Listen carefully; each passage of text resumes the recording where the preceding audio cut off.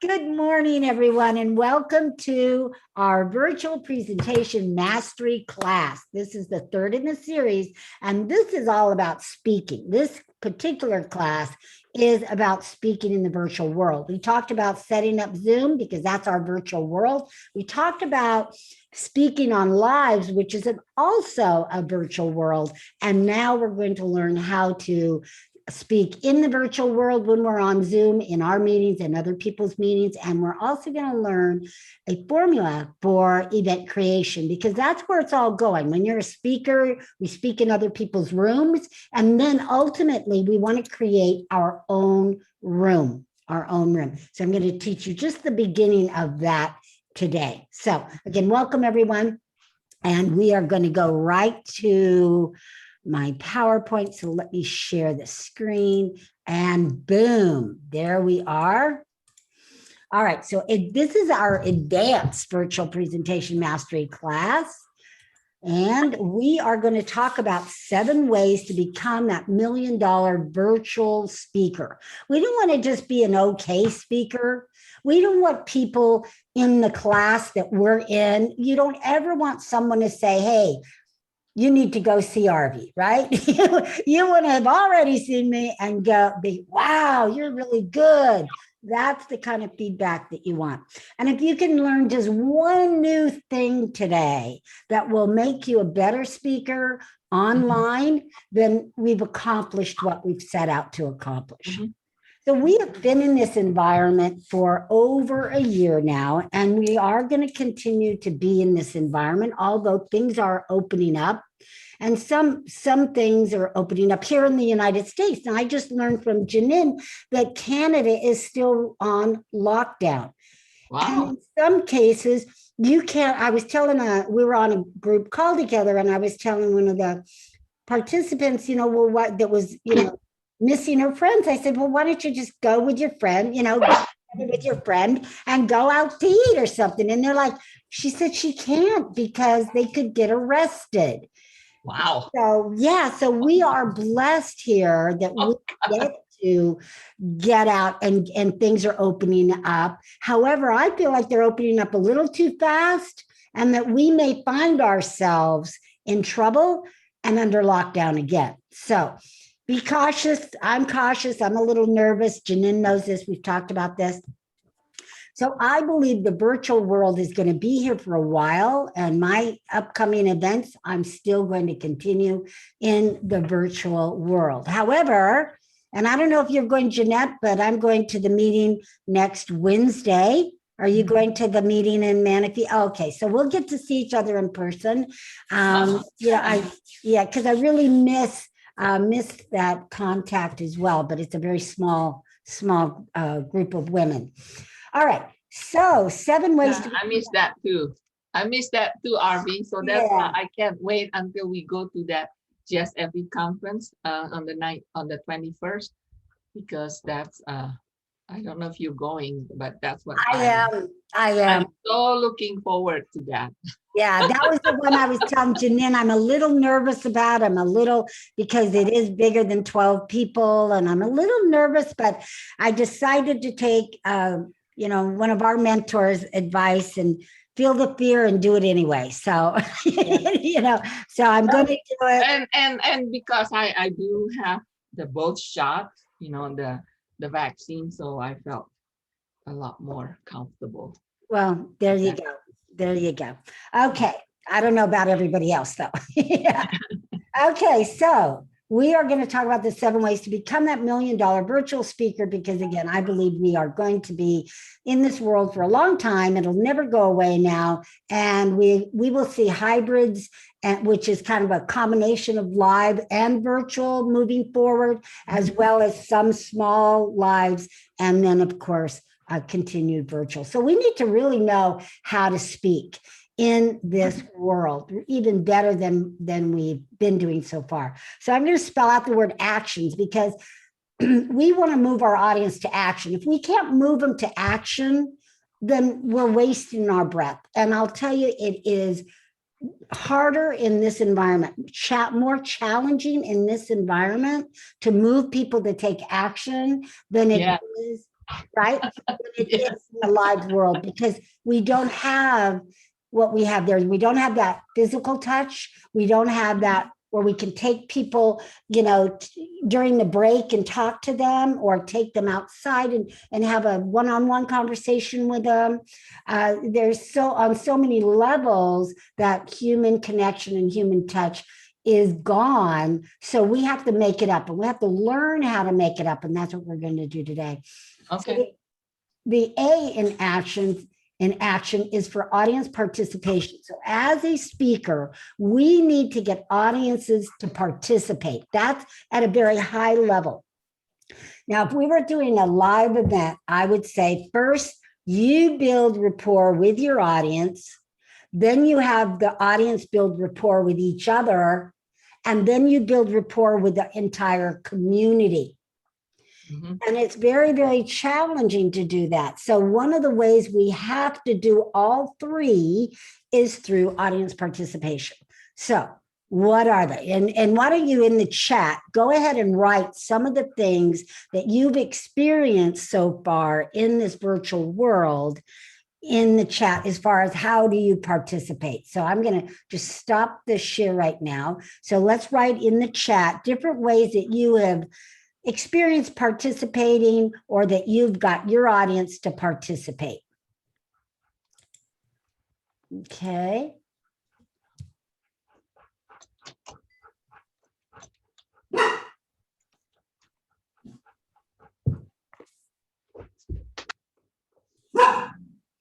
Ask questions, right? Right. Very good.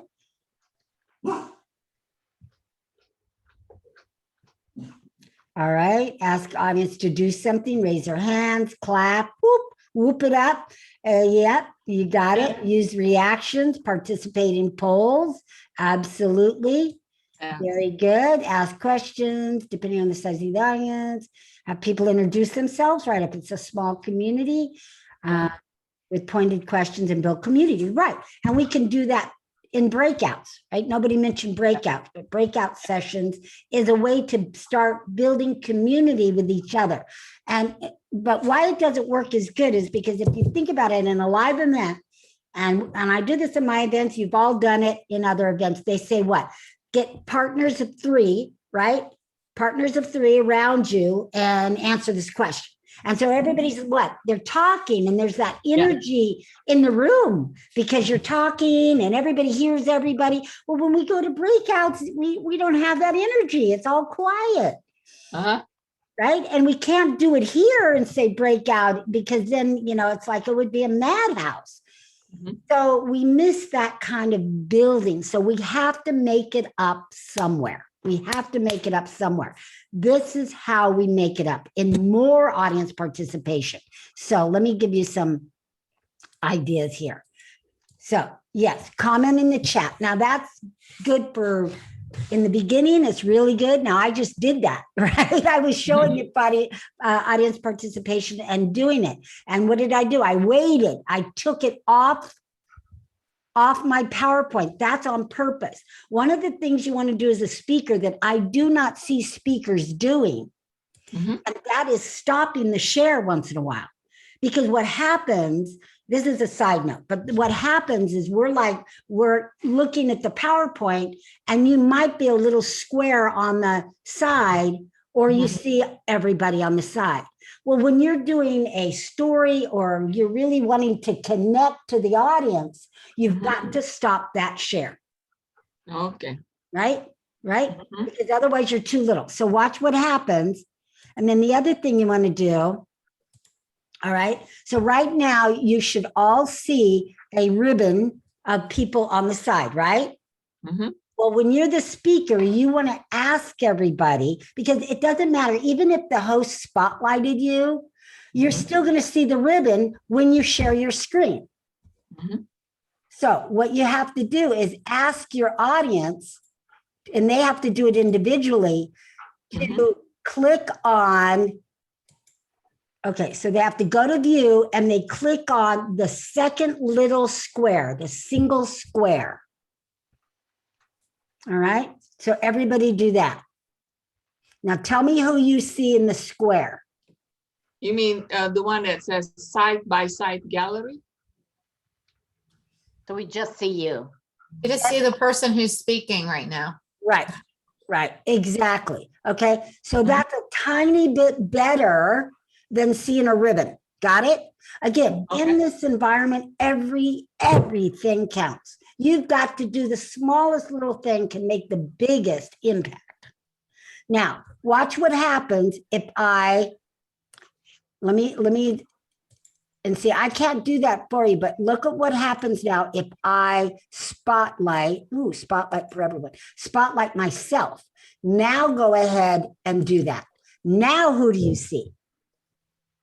You should all see me, even if you're Yeah. talking. Everybody try to talk. Okay, yes. Right? Okay, I'm talking. Hello, Uh-huh. hello, Yes. hello, hello. That's Hello? correct. Yeah. Yes. But you, Okay. Yes, but you just see me. right. So you ask the host to Mhm. put you in spotlight ahead of time. You get there early, Yeah. or you have a conversation prior, and make sure they put you in spotlight.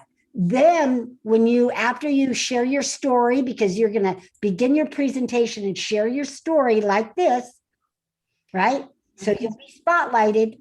Then what you're going to do is when you share your screen, then you tell everybody to go ahead to the view and click on the second line, the single line. If they do, great. If they don't, okay. But it just helps you and helps them to have less distractions. Mhm. Okay. When you say, Arvi, when you say on the second line, I click the one that says side-by-side speaker. Is that No. right? No, you get a dash and then you get a small little square. It's the small little square, which is the second one.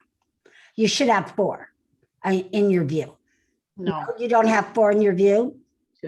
1, 2, 3, 4. Yeah, I have 1, 2, 3, 4. Yeah, that's the second one. Yeah, you go to speaker view first. Sorry about that. You go to speaker view first, then you have 1, 2, 3, 4. The second Right. one, Uh-huh. click on the second one. All right, so Jeanette has her hand I was up. yes, I was just going to ask how we're doing this. I don't understand what you're saying about the second one. Okay, Yeah. so go up to your view and click. Right. And I'm on speaker view. Good, speaker view. At the very top of that speaker view, do you see a dash and then a box and then 2 boxes and then a grid? No. No. Oh, I just see 4 ladies' pictures at the top. Yeah, I'm the same way. Yeah. And when I click just on my own picture to change the video, I don't see the boxes either. Oh, okay. Now, highlight yourself, RV, because I just want to check something. I am highlighted. Am I not big to all of you? You Right, are to me. I'm You are, spotlight. yeah. Okay, maybe it's before you're spotlighted then that we need to do that. Maybe, but did anybody see that? Or is it maybe just the host? Yeah, 'Cause I I did saw not that see that. I did before not you see were what you spotlighted. tell me. No, I don't. I can only choose either speaker or gallery view. Okay, well, Yeah. when you go to speaker view, what happens? What do you see? Nothing. Nothing. Okay. Well, you know what? Do So we I need do to the go, do we need to spotlight. go into that ribbon then? Is that what you're saying? RV, Oh, we yes. still need to go into the ribbon. So we still need to like Oh, hover over the top of our pictures. And then we Correct. still get the minimize speaker, only the show, small You gotta active go to speaker your ribbon. video or everybody. Yeah, Right. it's there too. It's there when you're in the speaker view. Could you Okay. repeat that, please? Okay. Sure. So hover over as like everybody's pictures there on the side, Mhm. and then you should get a little black box at the top. Yeah. And then there's the options of minimize like everybody, even including the speaker, or there's the middle one that's only the speaker or the gallery view up there. So I'm You not see- getting it. No, No. I'm not Okay, getting don't- that you know what? either. Don't So- worry about it. It's Okay. not that big of a deal. But we'll do it a little bit later, but Okay. don't worry about that. Yeah, I don't want to get off. It's not that big a deal. Go back to gallery view, everyone. So go to your speaker view, go back to gallery view. right now. And I Okay. took myself off a spotlight. Okay, then what you do is this. You ask everybody, or you ask the host to put you in spotlight when you speak. And that's the only thing you need to do as a speaker. Don't worry about the other thing. All right? Okay, because it's okay. It's minimum. All right, so let's go back to the share. All right, so comment in the chat box is of course, as a speaker, you want to make that decision whether or not you want to do that, or whether or not you want the chat to freeze. As the speaker, you're going to get co-host capabilities. When you have co-host capabilities, you can, what? You can turn off the chat. We learned that in the Zoom class. Yes. You'll get Right. the little security symbol at the bottom of the toolbar. Click on that and you can turn off the chat. So it's up to you if you're going to use the chat as audience participation or not. Because if you don't turn it off, some people could just chat and distract other people, or become a nuisance. It's sometimes a big distraction. It depends how many people are in the room. Okay, so that's up to you as the speaker. Use reactions. You can say, give each other Zoom love. So someone asks a question, you can say, okay, give them some Zoom love. Now, when somebody is sharing, however, you're not going to see that. If you're sharing the screen, you can't see the Zoom love. You can't see it. So you'd have to stop the sharing and say, okay, somebody has a question, you ask the question, and then you could say, okay, share some Zoom love. Don't worry about the other reactions because a lot of people haven't updated. So just, do it really fast. Okay, great. Everybody give some Zoom love. And then you go back to sharing. All right, so use reactions. Tell them to raise their hand physically if they have a question. Sometimes some people, depending on the age group that you're in, don't know how to use the reactions for the hand raise. Now, when you do use the reaction, when people do that, just know as the host or co-host, you will see the hand in the upper left-hand corner of your screen. That person moves temporarily up to that place. Now, here's the thing I don't like about it. When you're in a group, let's say you hand raised first, right? Then if you hand raised first, so Janine just went into my upper right-hand corner with her hand raised, but not for everybody else, right? I went Okay. into the upper right-hand corner as well, upper left, actually. Right. So now, Michelle, go ahead and do it again. You do yours. So now Michelle does it. Now for me, right? Whoops, Not didn't that do the hand. right thing. That's a I'm reaction. sorry, raise my hand. Sorry. Raise hand. All right. So what happens now? No, Janine, don't leave yours there, Janine. Don't take yours Okay. down. All right. So what happens is some people, and this is important for you to know, Angeline, is that now people will call on Michelle first because she's like if we counted left to right, she's first before Janine, yet Janine is the one that raised her hand first. So I've seen this happen where I've raised my hand and now I'm waiting because 5 other people behind me raise their hand. So as a host, know that you got to read backwards, right? Oh, okay. You see But what see I'm saying? now, Janine, didn't you took yours off and then you put it back on? She's second to me now.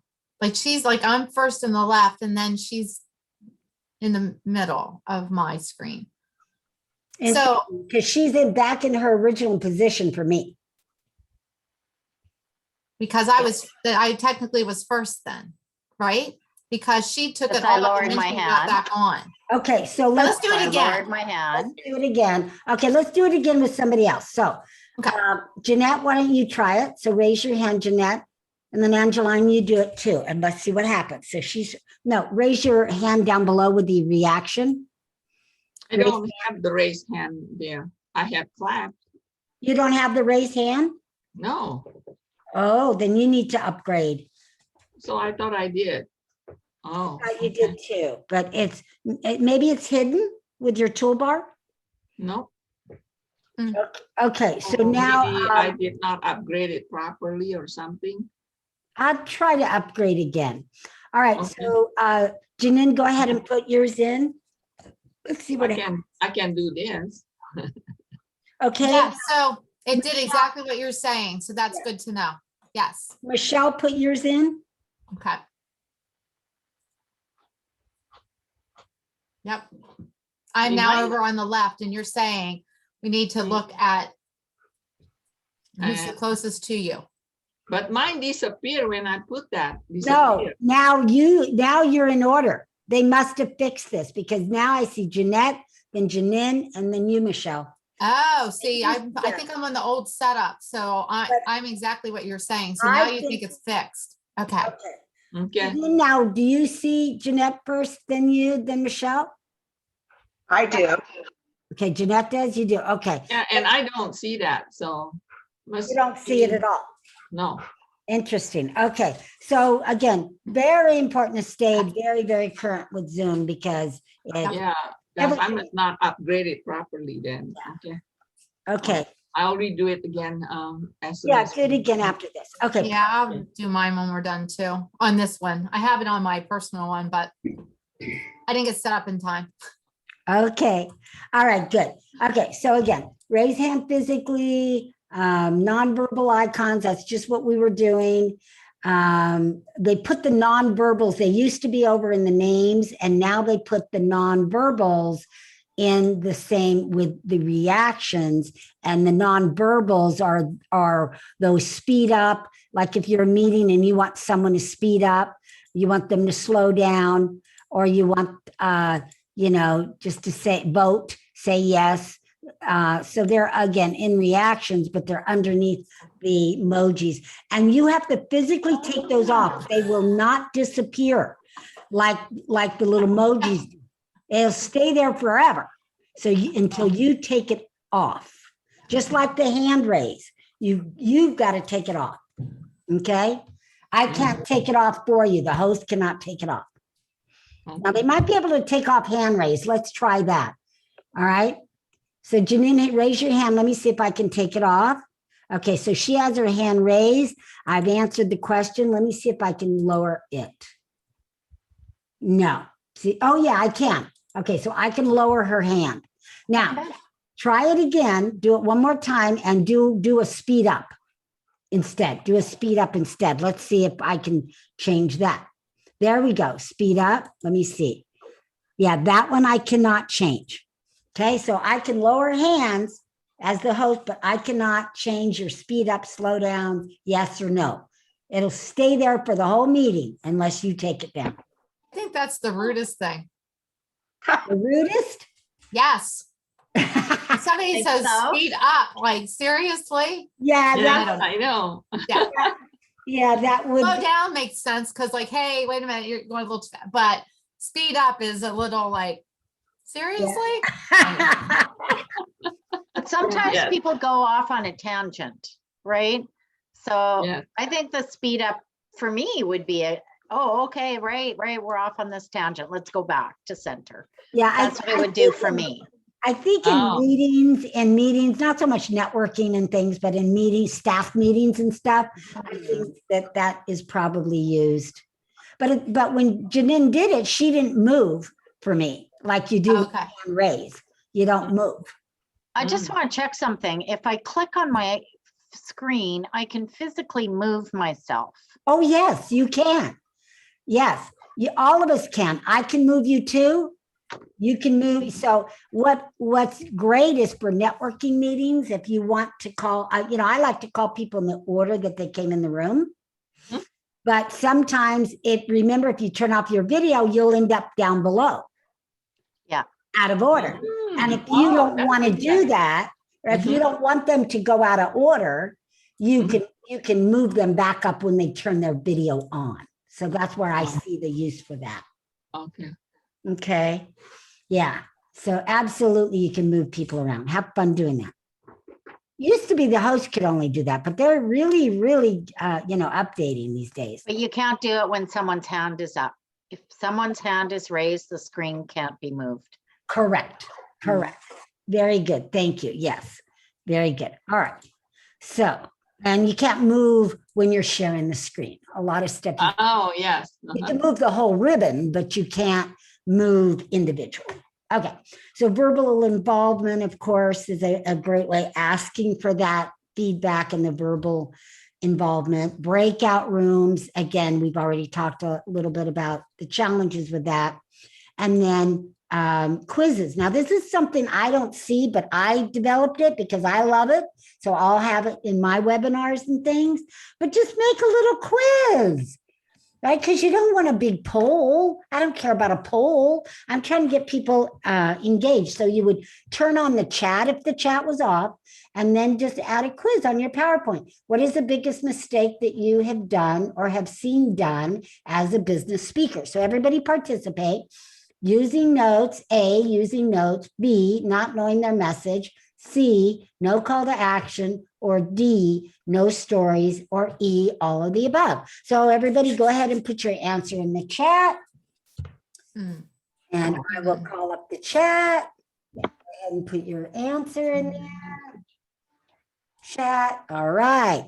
So we have E. You're all so brilliant already. We have B. All right. So the answer is E. When you learn how to speak right, you will never have to worry about any of this happening to you. You Mhm. won't be using your notes, even in the virtual environment. You'll know your message. You'll have that call to action, even if it's a simple one, which we're going to talk about today. And then, of course, you're going to have at least your own professional story.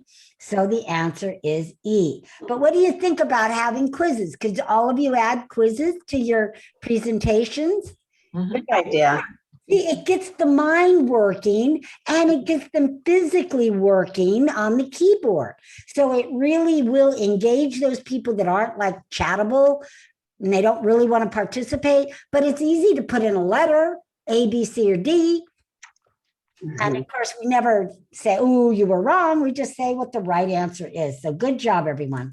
Harvey, a quick question. Can you use the polls as quizzes or not really? Not really, because you can have questions in the polls, but polls are to get the majority. That's true. Right. That's So right. you I wanted just wasn't to right. Okay. If you wanted to see what the majority was, like how many people knew, you could do that. But you can only have up to 10 questions in a poll total, and you have to do them all at once. But Oh, when you do you your couldn't own do them little scattered. quiz, yeah, you can put Okay. it throughout. Okay. Yeah, and again, at the beginning of your presentation, people are probably not ready to be polled yet. That's really good for afterwards, toward the end, almost like a survey. Mhm. Right, yeah. Yeah, Mhm. because I usually do that at the end of the Yeah, presentation. yeah, the end is better because you've already built that rapport. All right. So now the C, again, we're spelling out actions, and this is one of my favorite slides to show, because yet at the same time, I see this done wrong all the time from speakers. So again, if you're an audience member, you can do it or not do it.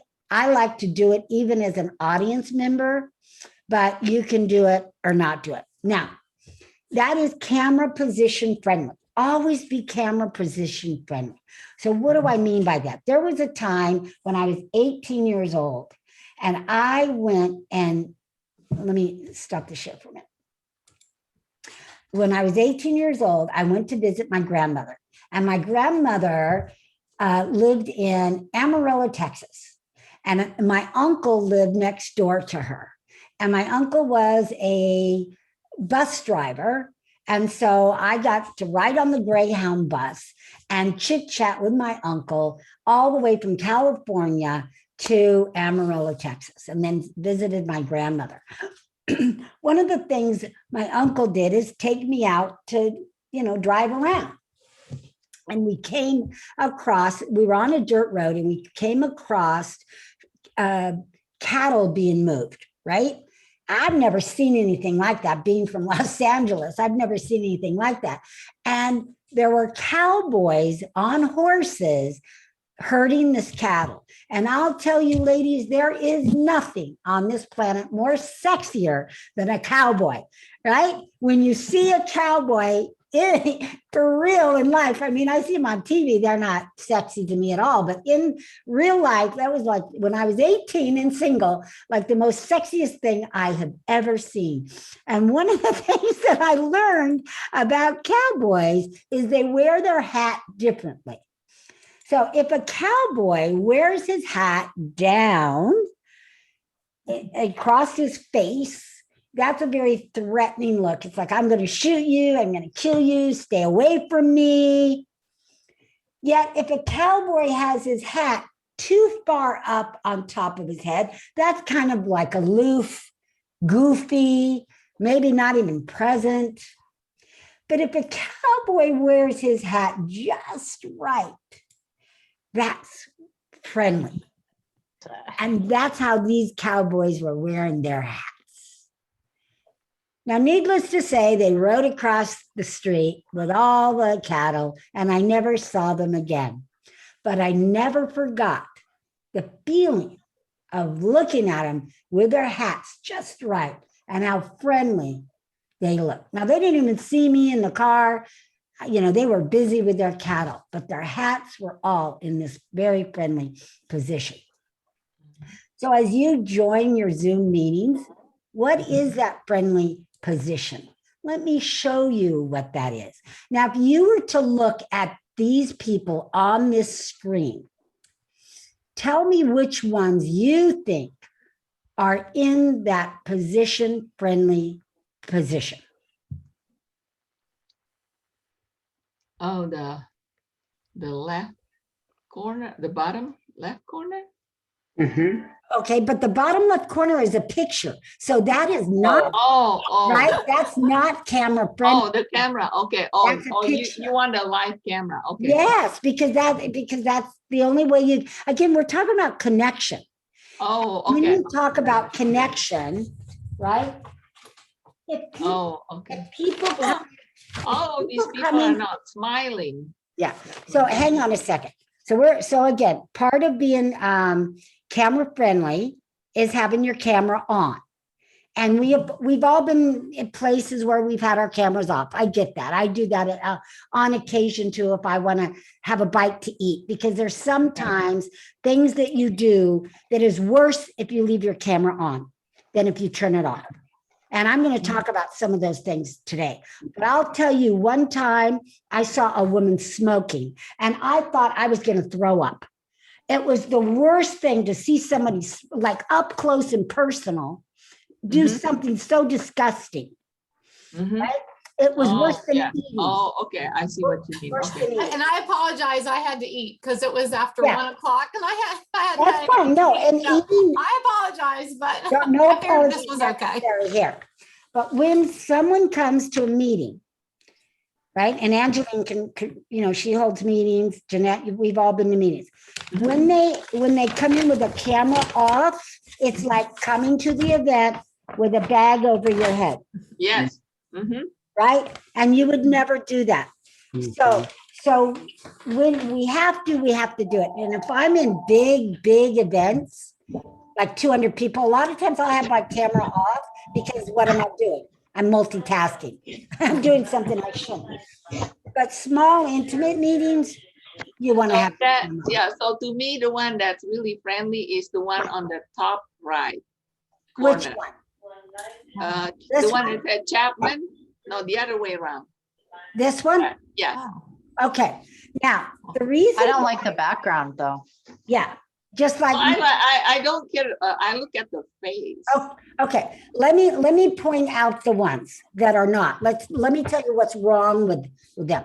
All right, Okay. this guy is in the dark. Okay. He's too dark. This Too dark. guy's leaning over. Oh, yeah. doing That something. definitely not. Yeah. Even myself, I'm looking down, taking the picture, Okay. right? Mhm. So looking down, too dark. A lot of them are too dark. There's light behind her. Yes. Uh-huh.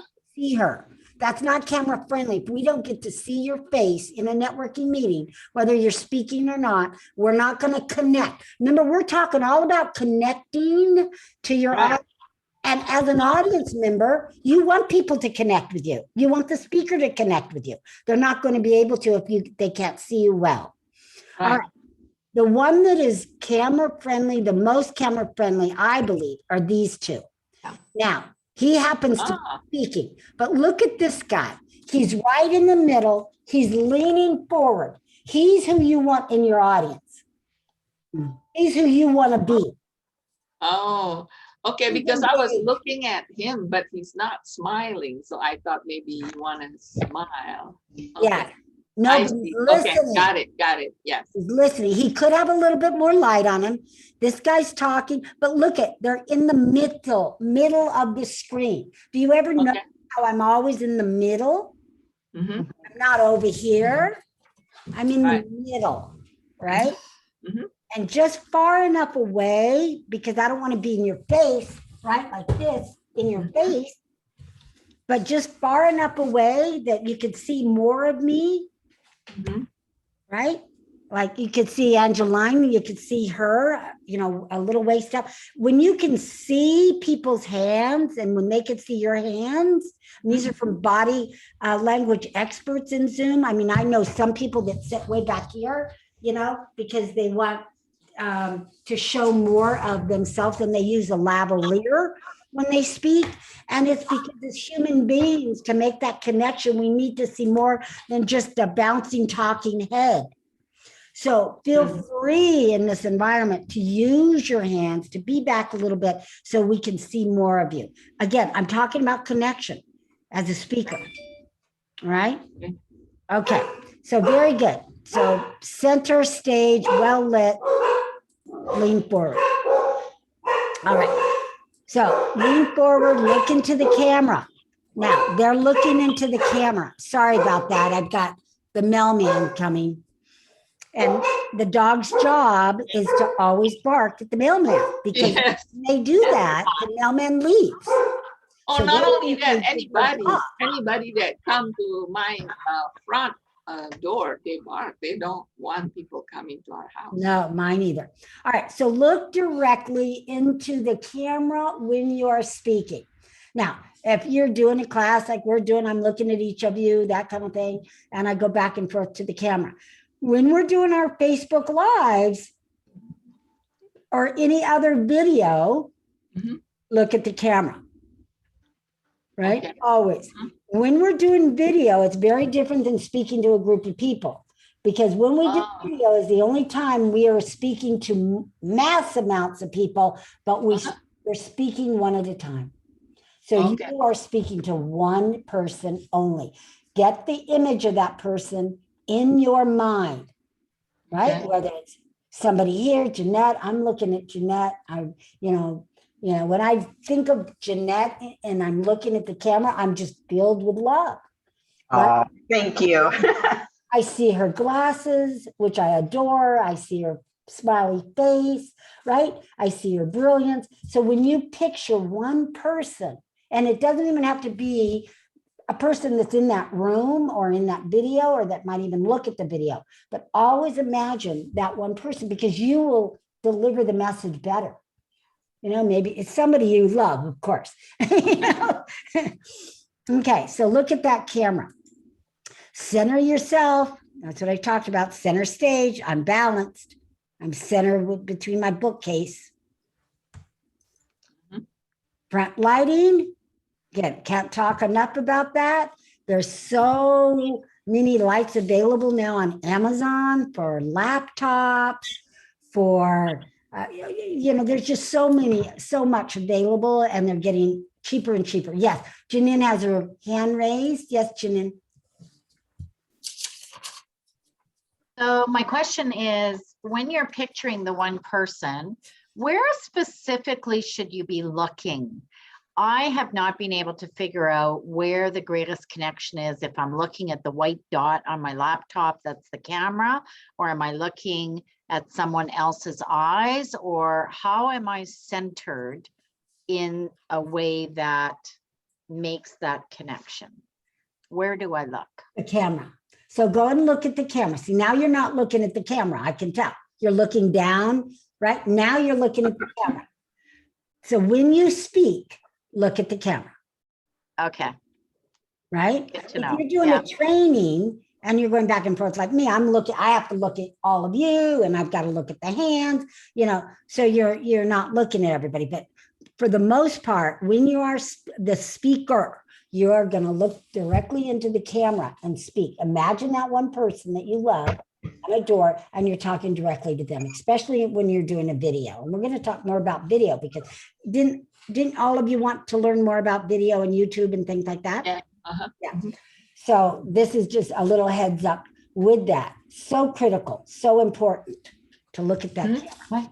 So when you're speaking and you're sharing a screen, you're not going to have to look as much into the camera because you're sharing the screen. Obviously, you're going to look at the screen. But just like what I shared with you so far, how I'm stopping the screen and connecting. If you do your whole entire 30-minute presentation with a PowerPoint, you're losing a connection with your audience. You're losing some connection. So I start out like this. I tell my story like this, right? And Angeline see me tell my story like this. Then I go into the PowerPoint. Now, I don't have to use PowerPoint at all. However, in this environment, when I'm live, I don't use PowerPoint. You don't have time for it. You don't have the space. You don't have, unless you want to schlep everything. You don't need it. But in this environment, not only can we use it, but we need a little variety to keep our audiences engaged. So a little PowerPoint, a little video, a little picture really goes a long way, but don't make it the entire 30 minutes. Okay. All right. Now, okay.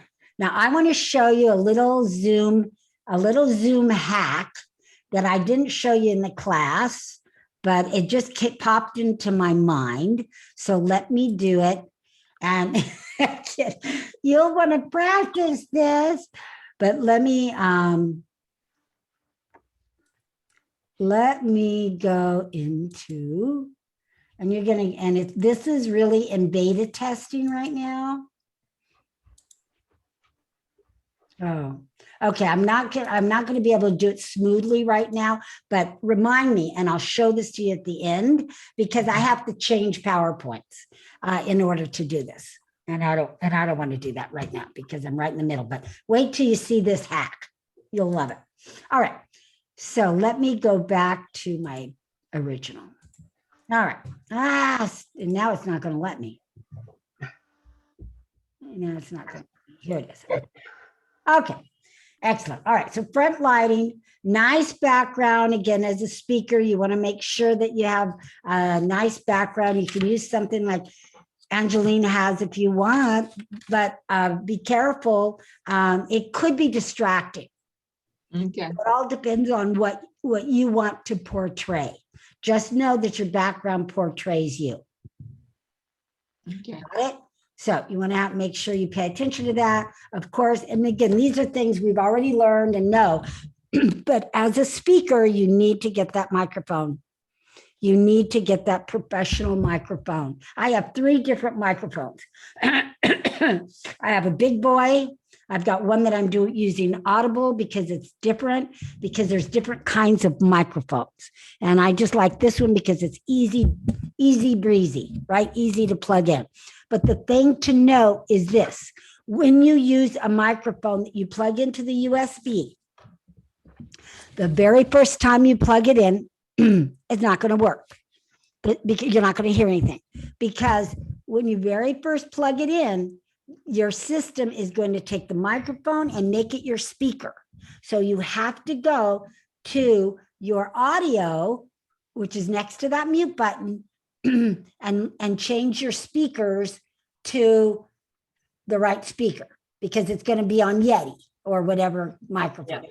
So that, I mean, that is something I've taught many people that call me and go, I just got the microphone. They don't have that in any of these manuals, in any of these Zoom manuals or anything. This is experience.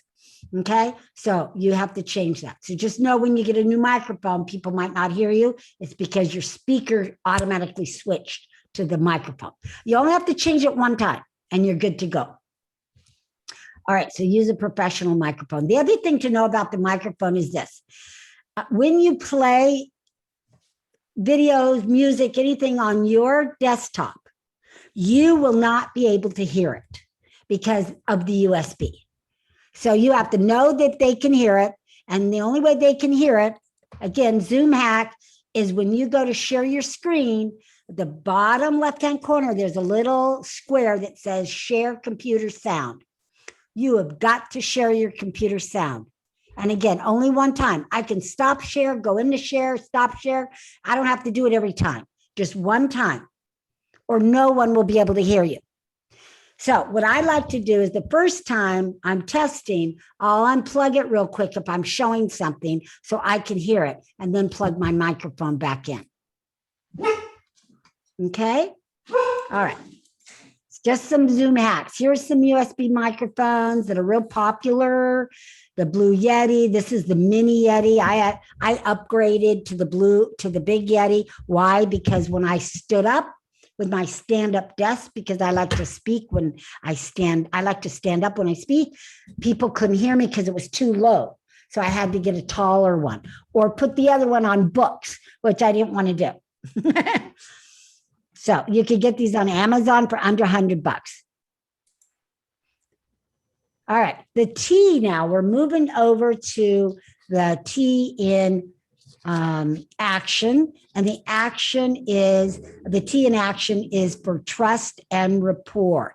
Really important for us and a little bit more challenging to build that trust and rapport with your audience. Now, when we speak, how do we really build that trust and rapport? We want to always, of course, dress like a speaker, dress professionally, greet people by name. And we've got it made here because we can see people's names. It's really important for you too, to make sure that we can see your name. Some people like to just put that they're, life coach, but we don't know who you are, so we can't build rapport. So make sure if you rename yourself that you keep your name in there.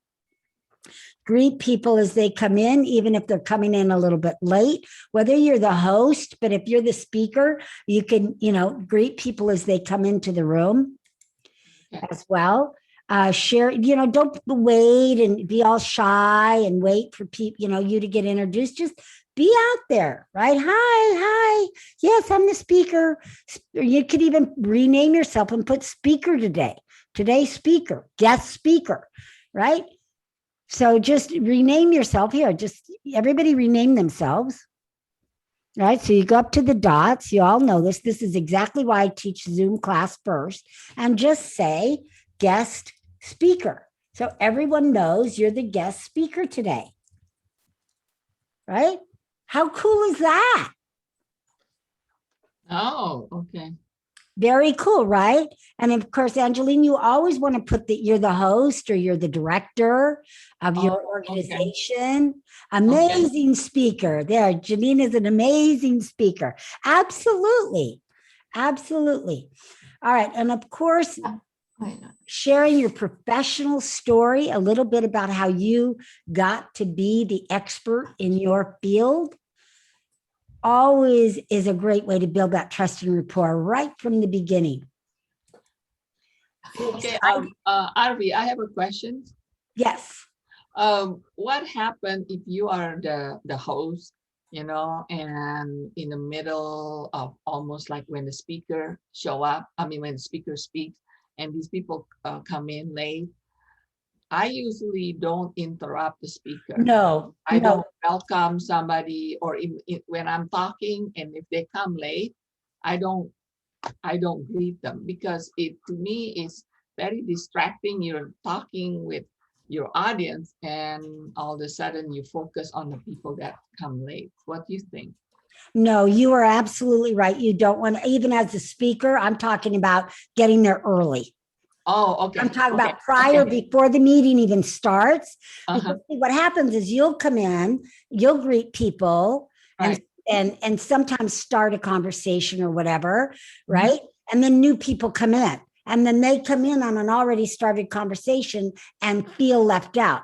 So it's really important to, even if you're in a conversation pre-meeting, to stop and greet people as they come in.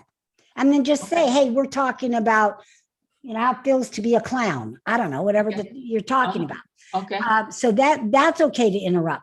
But as a speaker, a lot of times the speaker, I always say, get there early, right? As a speaker, so you can say, make me a host, spotlight me, right? When before everybody's there. Well, guess what? You're there. So let's say it's you and me, Angeline. And so instead of me just being quiet, why not greet people?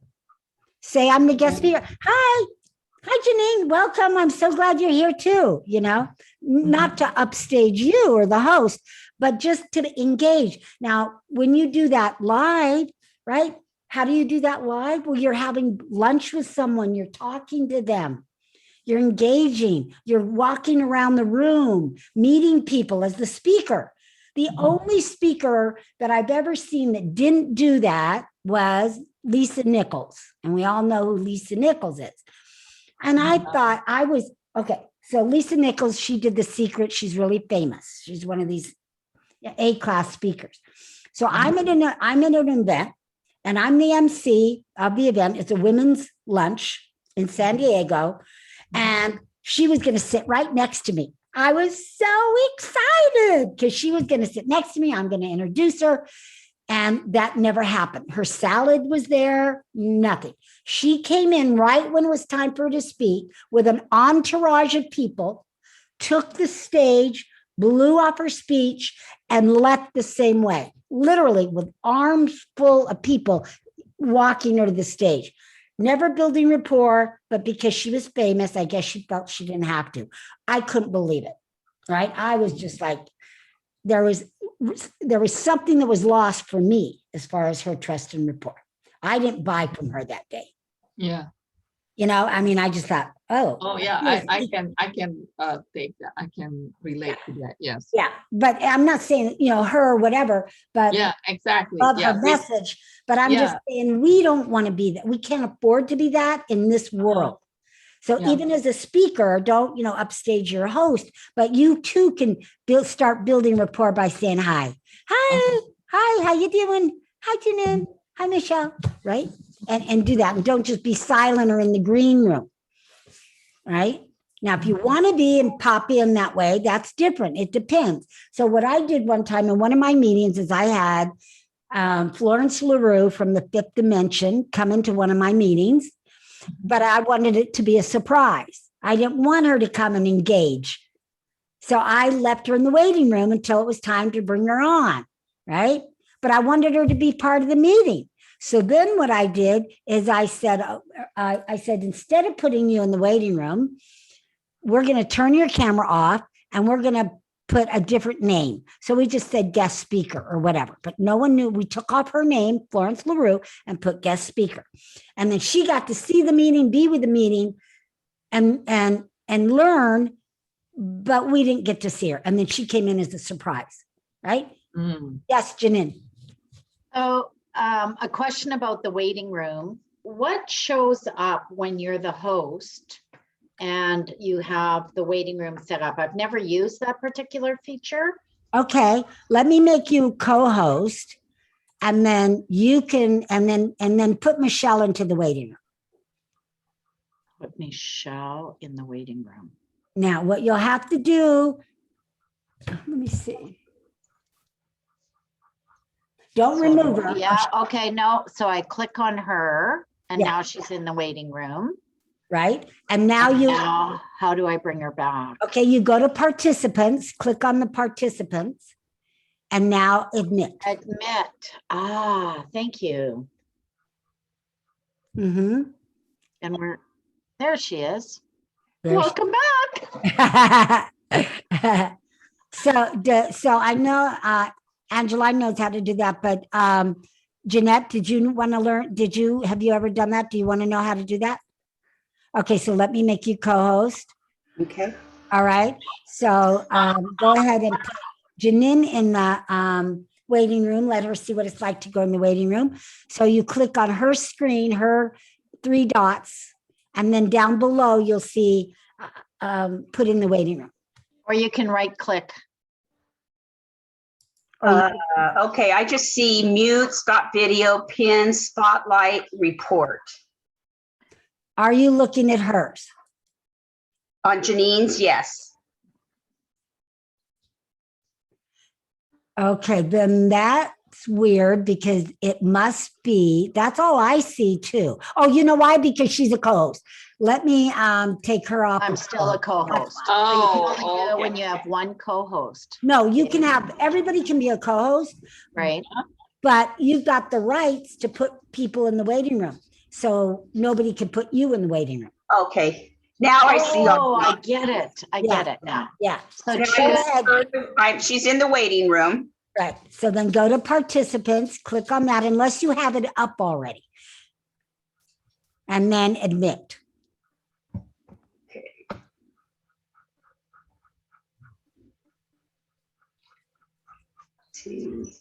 Uh, When I click on participants, I don't get a screen, so Well, even as a co-host, you should get one of those. I'm probably just not doing it correctly. Let's So, see. you know what? You might have it up already somewhere else hidden behind something. Okay, so I would be clicking on participants and then admitting her? Yeah, then you'll see her name, admit. Hmm, Okay, I'll just admit her back. okay, thank you. It's not showing that. Okay. Okay. All right. Okay. So that's just a little bit about, again, engaging. And let me go back and, building that trust and rapport and letting people in, or you being in as a speaker. So I'm recommending you come in with everybody as a speaker and start engaging and in the conversation, whatever it is, and saying hello also.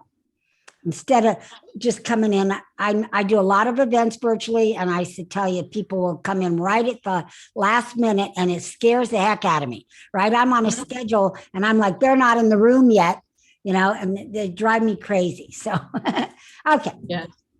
Look directly into the camera. Again, even for trust and rapport, we need to look into the camera. Smile, even if you can't see people, because maybe you're spotlighted and you can't see anybody, but smile as if you can. Always say please and thank you. Have fun and be fun. So sometimes you've got to bring out the props and be a little goofy once in a while and have a little fun with your audience just to shake it up a little bit. Now, these are probably very dirty glasses. I better clean these. Yeah, they're very, very dirty. Okay. Have some fun. Make sure that they can hear you. Make sure everybody can hear you. And again, in the beginning of the event, another reason why to get there early and chit chat, you could say, now, does my microphone sound okay? What if you're too loud? That's not good either. I've been there. I've been too loud before. So you want to make sure you adjust it. Most people are too soft. All right, a little quiz. Add public speaking to my business will provide me with more visibility. Yes or no, true or false? Go ahead and put that in the chat. You are making noise. You are making noise. No more noise. My big boy wants to steal the show. Come on. Come on. Come on. Come on. Here's my big boy. Yeah. Oh, That's Zeus, a big boy. He's such a love. He's such a love. Yes, you are. He wants a treat. All right. So go ahead and put that in the chat. We've got A. We've got A. All right. And you are right. True. People can't buy from you if they don't know that you exist.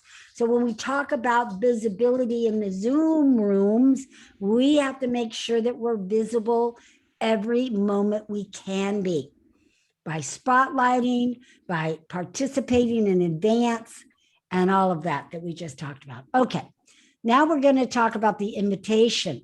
Invite people to take the next step. That's the I in action. The I in action. This is actually the action, the call to action. But oftentimes in these virtual environments, people will forget to do a call to action and they just end and say, thank you, and end their presentation. Even in this environment, you always want the audience to take the next step. So what are some of those next steps? That's probably what you're asking yourself now. One of the biggest and one of the best ways is a strategy and a coaching sessions, strategy/coaching. So how do you do that? You put your link, calendar link. This does not work if you just say, for those of you that want a strategy session with me where we can explore how you can get better health, come and see me or email me or reach me on LinkedIn or whatever. That does not work. If you want people to sign up for anything you do in the live world, speaking world, and this world, you've got to give them a way to take action now. Take action now. So you have that ready. And then you put that calendar link in the chat. Now, does everybody have some sort of a calendar appointment setting calendar device ready? A Calendly or some other? Yes? Jeanette No, says yes. My calendar is a private calendar. Are you talking about that you should have a separate calendar? No, I'm talking about having some sort of a program like Time Trade, Calendly, so that Oh, people no. can book an appointment. No, I just have Google. So having a separate software or app, okay. Yes, and I recommend, let me get mine for you. And I recommend Calendly is what I use. After looking, okay, I can't do anything right now. Hold on. Okay, I have to stop my PowerPoint for a minute. All right, so let me move you over. Let me get mine. And again, you will have yours ready for and copied, but now Calendly, okay. yeah. So I use Calendly. So now, boom. I talk about if you want, it's got to be a clickable link. It has to have the HTTP. So any of you could click on that. Oh, that's the wrong one. Sorry, that's my mastermind call. And RV, Yes. do you have to go to Calendly to highlight what you're putting on the chat? Or are you actually typing it in? What do you do there? I am copying the link and pasting. That's And all. where did you get the link from? From my Calendly when I set it up. So I have different ones that I have set up, just like you have a calendar link. So if I didn't want a 30-minute session, I have set up like 15-minute sessions. So whichever one. So I'm in my calendar links. I copy the link. I have it ready before the meeting and I paste. So this is like my 15-minute one. Oh, okay. I see. So why So don't you have a different one for each for if times? you want.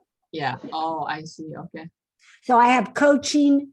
I've got mastermind calls. I've got 15 minutes just to connect with me. I've got a 45-minute collaboration. So whichever one is appropriate for whoever I'm giving it to, I'll give different ones. But you want just, one at least that's a 30-minute strategy, discovery, whatever you're calling yours. I wouldn't call it coaching because people show up differently. They show up ready for coaching. And that's not what this call is for. It's for you to explore how you can help them. And if you can, and they're willing, then you book them into a coaching program or a workshop or some way that you can help them. So that's why you call it chat. Yes. Is that? Okay. Okay.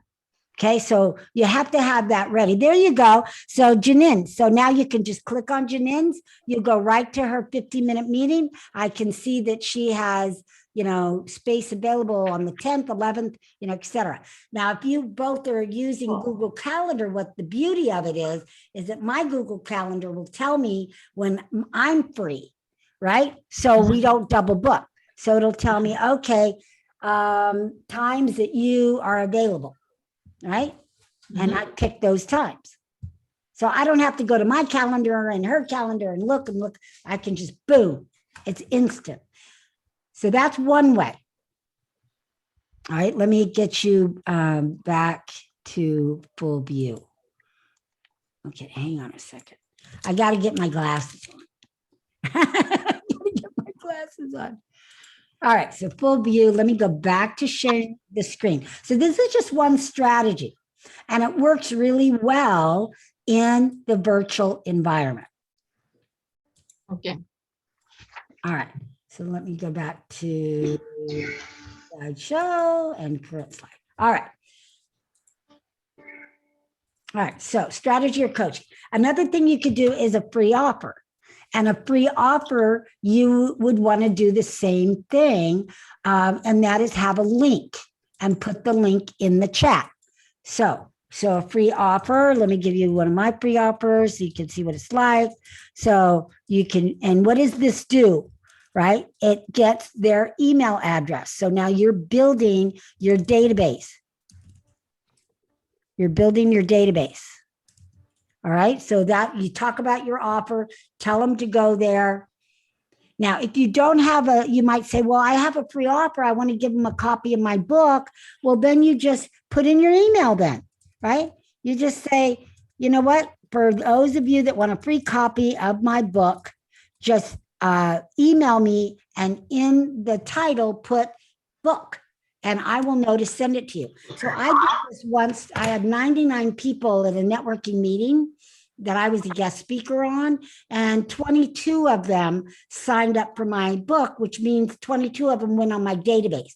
Now, I knew that I wasn't going to get strategy sessions from those people because they were people that were unemployed. And this was a big unemployment, networking group, right? So you have to look at your audience and say, where will I get the best results? Because sometimes it's better to give a free offer, collect names, and then offer them something later than to offer them something now where you don't get anybody. And believe me, I made that mistake myself. I sold a workshop to a LaTip group and it was crickets. As a matter of fact, they didn't like it being sold to. So you have to make sure that you talk to the host. And I talked to the host, but I didn't mention that I was going to sell a little workshop. And I should have. I kind of thought of it at the last minute. So very important to have that conversation and make sure that it's okay. All right. Are you going to chat with us about how to set up that page that people go to? Like, is that a whole ClickFunnels system, or is that easy to do? That's where I lack is when so I'm sending, I'd want to give them something, but then how to set up that page that you have. What is that page called? Well, it's a landing page, and I had my web gal do it. So Okay. I'm not a webmaster. So whoever's doing your web, what you could do is do a little mock-up, and I usually do a little mock-up in Word and tell her, this is what I want. This is a page that I want off my site. And your landing page is separate from your website? No, as you see, it's on, you can have it separate, but as you see, I have a hidden page on my website called Free Closing Script. Oh, cool. Okay, great. Thank you for that. Yeah. So you can have a separate landing page, but then you have to pay for a URL, right? To have that page. Why? Gotcha. Yeah. Good question. Thank you, Janine, for asking that. Great question. Yeah. You're welcome. Appreciate it. I was wondering the same thing. Okay, good. Okay, good. Good. I thought it was just me. Oh, not at all. And I hadn't thought, I was thinking I had to create something completely different. And I didn't think about having a hidden page on your website. That's easy. That's great. Yeah, you could probably do it yourself, right? Yeah, I made my webpage, so I would probably add it. Yeah, Yeah, and then nobody sees it, only the people you offer it to. that's awesome. Yeah. Yeah, I was Hey, thinking, I was Jeanette, being maybe we told need to to have, connect. yeah. Have Good. a separate web, yeah. No, you can if you want to, but why? Because then you'd I- have to pay for it. It depends if you're having a landing page that's, elaborate. When you sell something, that's more elaborate, and so you want a separate page, but for just a free giveaway, hidden pages work. All right, you can have them email you. Like I said, if you want a copy of my book, email me, put book in the email. Boom. So again, if you don't have a landing page, you don't want to worry about that. You're speaking tomorrow, don't have time to get that done. Don't let that stop you from collecting email addresses. Okay, have them call you. You can put your phone number in there if you want to. Mhm. Right? Don't again. Your idea, your goal is to give them a way to get more of you. However you need to do that, whatever you're set up to do. And if it's call you, it's call you. Give them, if it's small group and you're okay giving them the number, do that. Or text me, right? Now we're going to get in texting also. Visit your website, but no one's going to visit your website. I'm just going to tell you that. So I don't like people that use that one, but you can do that if there's something. So like I could say, visit my website to get my weekly videos on how you can become a better speaker. Now there's a reason to visit my website, then they opt in. So it's with a purpose. It's not just go to www, you're not going to anyway.com, Okay, Arby, I have a question then, talking about, many people don't visit the website. I have one person that I usually feature somebody in my newsletter, and I said, please put your contact information. Right. And she only wants to put her website. And I said, why you don't want to put your email and phone number? And she Right. said, I don't want to be bombarded with all these email and stuff. And if people really serious wanted to get in touch with me, they will visit my website. So what is your thought about that? Well, no one's going to visit. That poor person is not going to get any business because nobody's going to do that unless they're first, interested. Very Well, few. will unless do you're a that. well-known person, right? But what she could do that might be better because I get it. But what she could do is send them to her LinkedIn and put her LinkedIn profile or LinkedIn connection or a Facebook connection or something like that. And then we can at least find out more about her. See, websites really don't say everything about the person. Yes, right. But your LinkedIn profile will give a lot more information. So about it. instead of just providing a website, just Yeah. like giving your LinkedIn or your Facebook link. Yeah, Okay. yeah. Yeah, because I your always fan give my email address, because I have a separate email, because to me, I have the same kind of opinion too. People just don't visit your website. Most people don't. Yeah, they don't. I mean, think of the last website that you visited Mhm. of a person. Yeah, I'm not the of- same way, Yeah. exactly. We just don't have time and they're not a novelty anymore. The times I visit people's websites are like if we're going to do a joint connection and I want to know a little bit more about them, but I'll visit their LinkedIn profile first or their Facebook profile, and then I'll go to their website if I don't have enough information about them. Yeah. That kind of thing, but not always. But a lot of times it's like I had someone reach out to me the other day and, he wants to, he heard me on a podcast and he wants to get together and do some joint venture. I'm like, I don't know him from Adam. I don't even know if I want to get together with him. So I went and did some research. I still don't know if I want to do it, but, but that's a way to do, that's when I'll do it. But yeah, most of the time we'll just set up a Zoom and talk to people and meet them that way. Yeah. And I just share with everybody this, like, I like I like what you said to put this calendar. And because I did have an experience as a speaker, that she said, okay, please, I would love to talk to you, 30 minutes, free chat, right? So I'm the type of person I usually do that. And I call, to request for that 30 minutes. And guess what? She did not respond until a week later and then she apologized and said, I'm so busy. We're all And busy, we yeah. want, okay, you offer for a 30-minute session, but then yet it took you 7 days to respond, and your answer was, I'm very busy.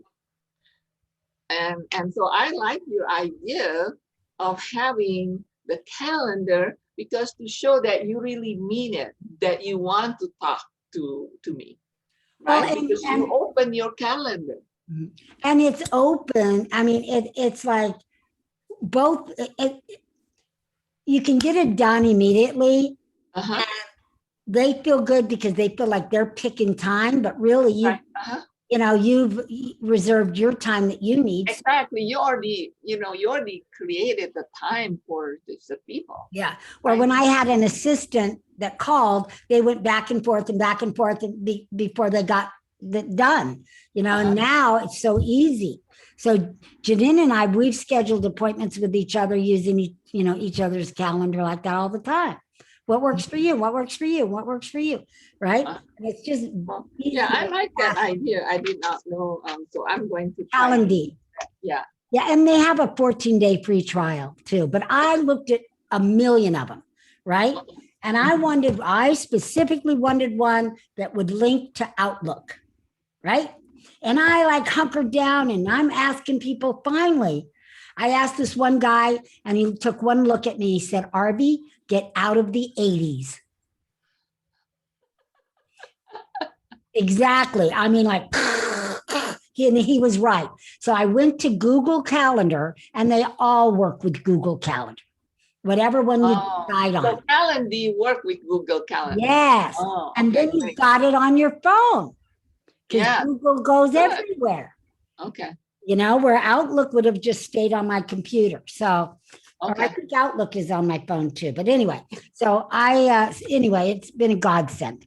And then I could cancel meetings when my husband got, put in ER unexpectedly. I had to cancel meetings. And I'm in the hospital rescheduling or canceling meetings from my Calendly link.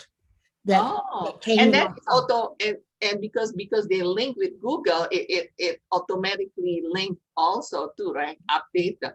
That's right. And so those people got the notice that it was canceled. So I didn't have to make any phone calls or anything. So it's a godsend. Okay. Well, we'll have another lesson about that if necessary. Okay, let's go back, finish up this. All right. So another event, you can also sell them on another event or invite them to another event.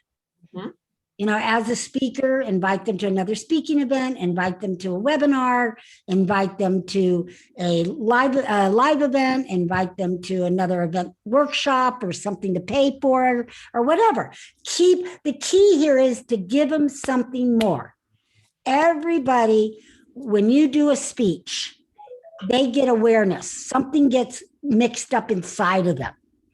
And they need a way to either get a solution to whatever you stirred up or a way to get more, because now you got them excited, right? Either you touched a pain point or an excitement point, and they want more of what you have. So not everybody does, but those that do, the important thing is to invite them to get more of you. Does that make sense? Yes. Yeah. And I like your idea that the reason that's why I'm joining this one, because you spoke in one of the event, the GSFE, and you offer this event as such a good value, but you give what is the value, and then you said for the GSFE guest today, limited time, I only have so many of them to attend this workshop. You describe what it is right there, but it's, you see people look at, okay, this is what normally costs, and then this is for special day today, this is what I'm giving you. And to me, it's kind of like an instant, right? Instant gratification things, and people can see the value right there. And Right. then when you said you only have like 3 left or 2 left, Two, people, yeah. people have to make a decision. That's right. And it's the truth. I try to stay complete in complete integrity. Some people will just say that to say that. Uh-huh. But as you saw, I mean, I wanted to make sure this class was manageable. And Yeah, I have 20 people. and that's what I mean. You said you can only do, so when you said only 20 people, so I thought, well, that's good, that's not many people. And Right. then you said I only have so many left, because then I know it is not just like this, like a webinar, just so many people you cannot interact. Well, yeah, or get your questions answered. Yes, exactly. Yeah. So I thought that was a good one, and so that's why I joined this workshop. Perfect. All right. So let's move on. So here's one more way that you can. Oh, and I don't know if my numbers change. Are you all on my text list Yes, already? I Okay, think good. so. Good. Because I think I upgraded and my numbers changed anyway. I'll have to get the Oh. slide changed. But the key here is you can get a text list and have people sign up for your text list in your Oh, okay. in your meeting. Okay. But again, that's a paid service, that you would pay for first.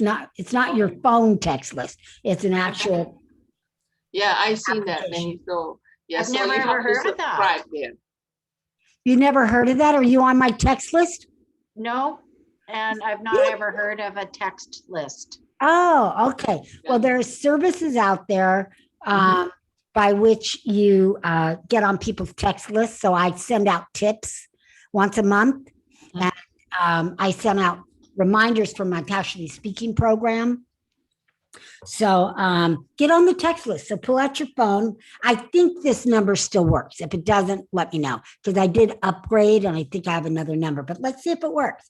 So take out your phone and just go to pretend like you're going to text me a message.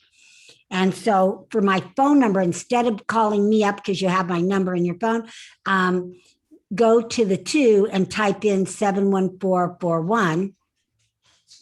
And then the message, like you're writing me a message, put in my name. And then you should get Speaking Superstar. We'll see if this works still.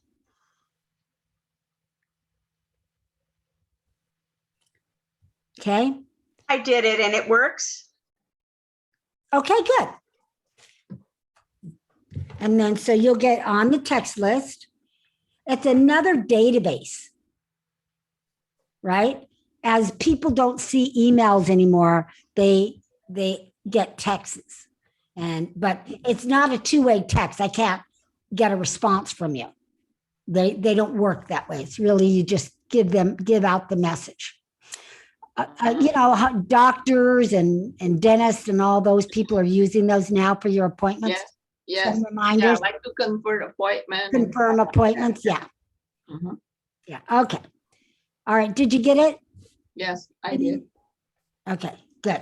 All right. Janine, are you good? I think I am. I'll be there in 2 seconds. Yeah, One, two. I'm in your text list. Yes. Okay, good. Yeah, because I had that before. Yeah. All right. So the O is for over deliver value. Over deliver value. Right? Now, how do you do that? One way, again, which we already talked about, you can use PowerPoint pictures and videos. Let me see what video I have here. Oh, yeah, just a fun little video. Can you all hear that? Mhm. So enhance your experience by the use of videos and or music. I can't hear a thing. I don't hear it. Yeah, there is no. Okay, so you can't, isn't that hilarious? Here, let me, I think Just looking at the photo, I thought that's hilarious. Oh, that's a nice mask. okay, it's because my shared sound, because I went out.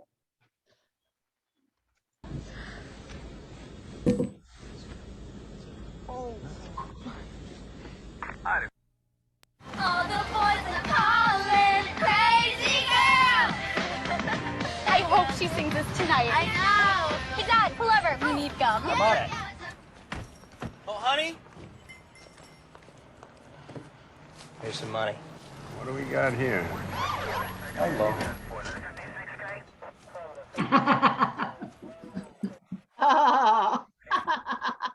Patient has a fractured fibula. Given a mild sedative. So I could be able to go home tomorrow. Daddy's gonna be so excited. All good.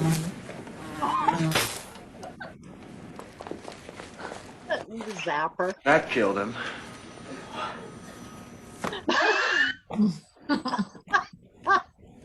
Paging Dr. Palm. I thought that's funny.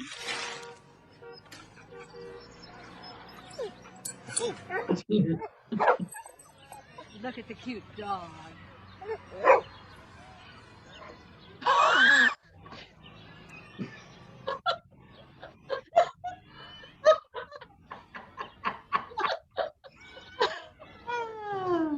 Oh, So you can add videos and really, enhance the experience. oh, that is so funny. So you have to upload the video to your PowerPoint presentation Correct, first, so you can't Oh, just have okay. the URL of the video in the PowerPoint. correct. You Okay. upload it to your PowerPoint, but it's Okay. easy. It's easy breezy.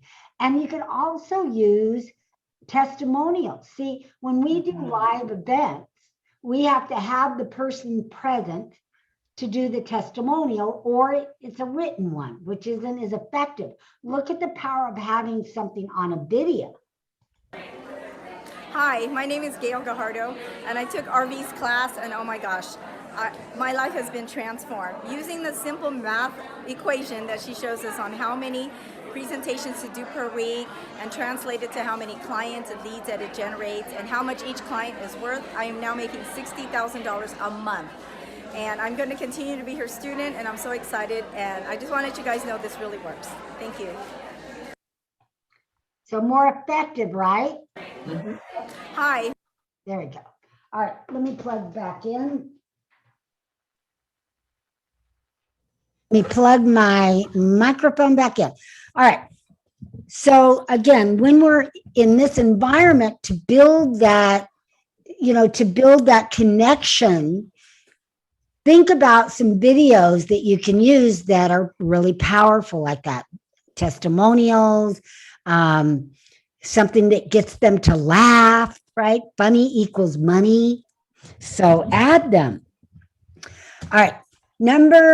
So the last one, the N in action, is for naked authenticity, what I call naked authenticity. That is being real. Be who you are. Even in this environment, you have to be more real and less protected than you might out there on the live stage. You've got to kind of let it all hang out, be vulnerable. Doesn't mean not respectful. I'm saying just be who you are and don't be afraid to show people who you are. All right, just be real. Yep. What happened there? That was weird. Do you see a big, large screen? yes, Is yeah. Oh, that was weird. I did something that got big. I have to look and see what I did in PowerPoint there. All right. So it doesn't mean when I say being real that and let your guard down or let your, blocks, between you and your audience down. It doesn't mean inappropriate stuff like yawning, sneezing, coughing as a speaker, picking your nose, picking your ears, putting eye drops in your eyes. And yes, I've seen it all. Eating, chewing gum. Oh, that is really gross to see someone attend a meeting chewing gum. walking around the room, with your iPhone, typing on the keyboard, talking on the phone, talking to other people in the background, all these things that we see people do in Zoom. That's not, and you say, well, I'm just being real. I'm just being who I am. No, I'm not talking about these kind of activities. Either, when you're speaking, much less when you're visiting somebody else's room either. Dogs barking. Yes, I'm guilty, right? When I speak, I always put my dogs away. I always unplug my phone. I didn't today because again, you're my class, you know about dogs, you love dogs and all that. But if I'm normally, I put them away. All right. Last one, the S in actions is for stories. Always add stories because stories open the hearts of your listeners. And when you open their hearts, it opens their pocketbook. So, and we're not going to get in, this isn't a storytelling class. I do have one of those. It's a 2-day class. Keep your eye open for that. I don't know when I'm going to do the next one, but there's 4 stories that you need to add in your presentation, true or false. Put that in the chat, true or false. And I'm going to call up the chat. There's 4 stories that you need to have in your presentation. Okay, we got true. What else? True. Who else? Go ahead and put it in there. I'm only seeing one. There we go. B. Okay. Oh, we gotta do that. False. You can put true or false or A or B. All right. A. All right. Okay. So the answer is actually it's true. And I'll give you an opportunity to learn exactly what they are. All right. Number 1 is the professional story that earns you the right to be speaking about your topic. Success stories, which you just saw me use a video of Gail's success story, stories with a lesson, and emotional stories. That could be funny stories. So I use the video as a funny story. So always, and I've been sharing stories all day about things that happened to me and lessons that I've learned. And so you just kind of work them in there. There's 4 stories in every presentation. Now, if you're doing a 5-minute presentation, you are not going to have time to share every single story. When you do your Facebook live videos, you don't have time in a 2-minute video. But which of the 4 stories do you have, no matter how much time you have, even if you only have a minute to speak, which one of these 4 do you always include in your speech, whether you're live or virtual? Put that in the chat. Which one?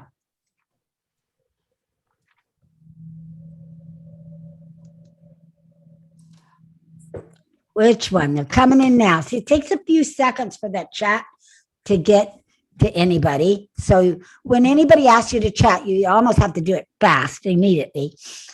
All right. And lesson, emotional. All right. Professional. Okay. What else? Jeanette, did you, lesson. All right. So they're all good, but the one story you want to always share is your professional, because that's how you build rapport. That's how they get to know you. So even if you don't have time for any of the other stories, professional is the one you always want to share. Interesting. Okay. And it might be a shorter version. It's not going to be a good 5 minutes, but it could just be your typical elevator speech. But you always want to share that. And that's why it was included in the Facebook Live formula. Remember? A little bit about yourself. It was step number 2. But we just had time for really what? Title. Hi, I'm RV Robinson. I'm the master speaker, trainer, and international speaker and author. And that's all we really had time for, 10 seconds or less. But it was in there. All right. Very good, ladies. All right. So I'm going to skip this because this is Jenny and this is a testimonial. And we already did a testimonial. So I want to get I want to get going to our creation now. All right, so let me go to that. Let me go escape and let me get to our creation because we only have about 45 minutes left. Okay, so let me go to the end here. Here we go.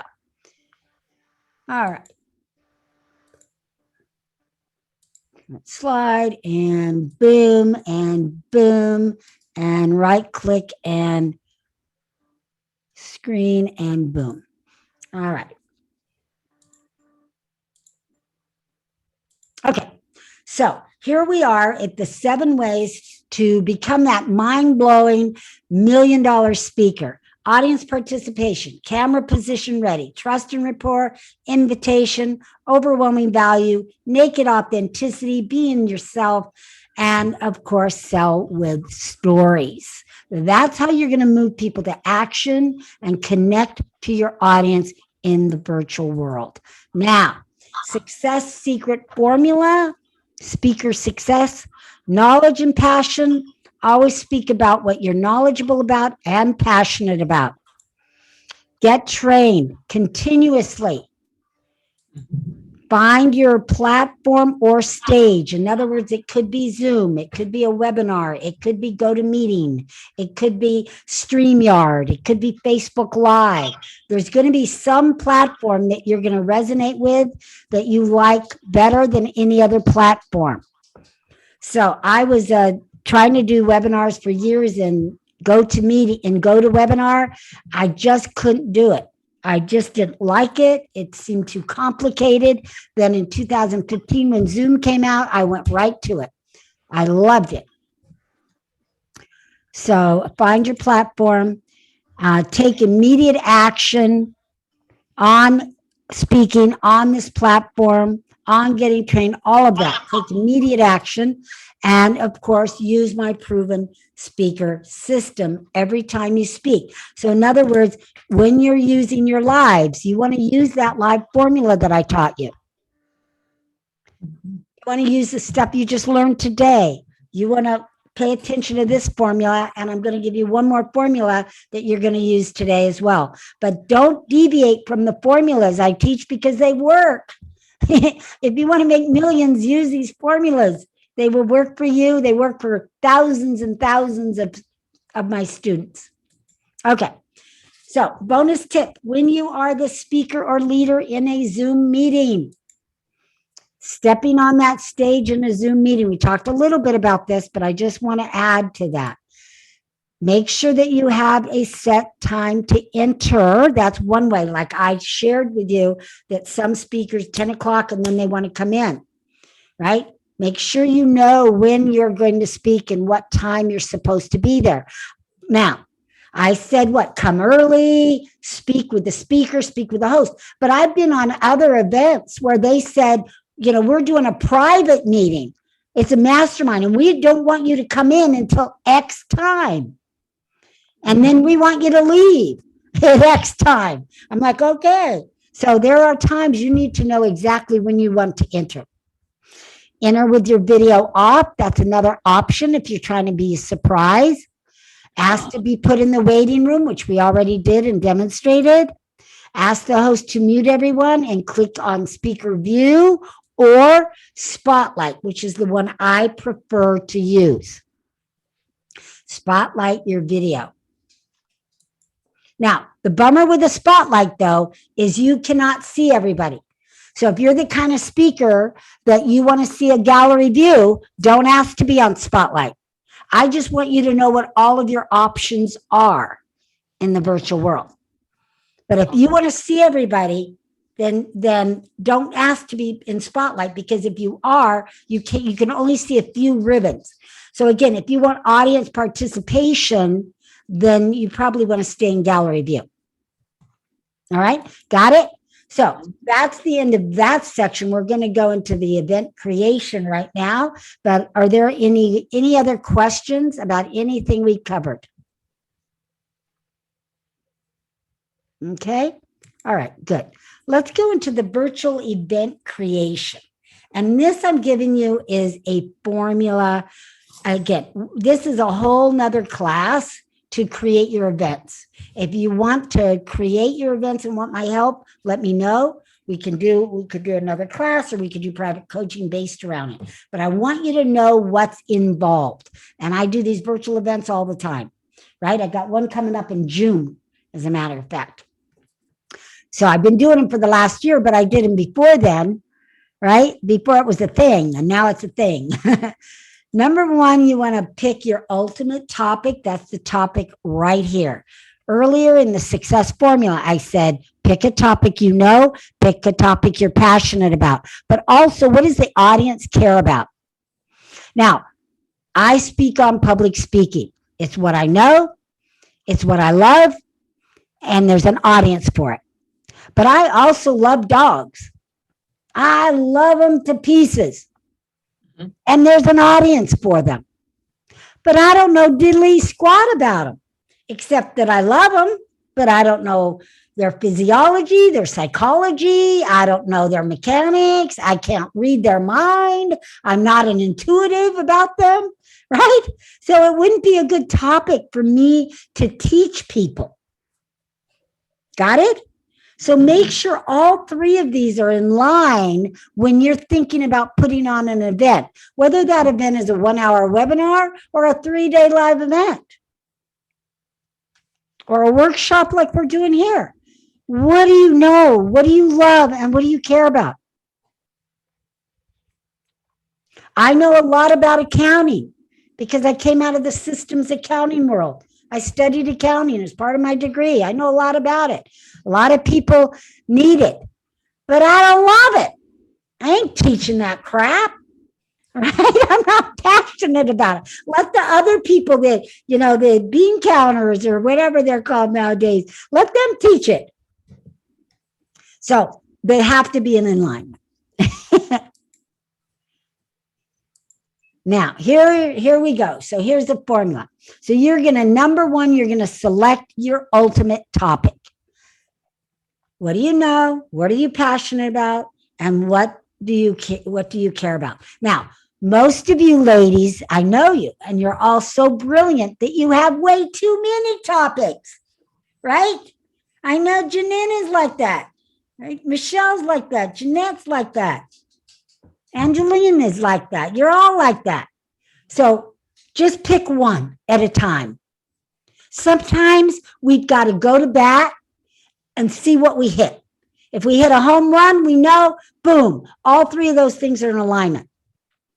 But sometimes we have to go to bat first before we find out how much the audience cares about it. Yeah, we could be knowledgeable. We could be passionate about all those things. But what do the audience really care about? And the only way to check that is to go to bat with it or go and ask people.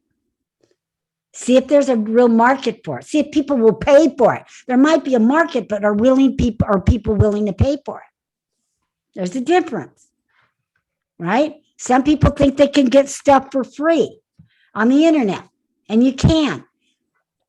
But you can't get like what you got here today or for the other 3 sessions because it's not interactive. It's not hands-on. All right, so select that topic.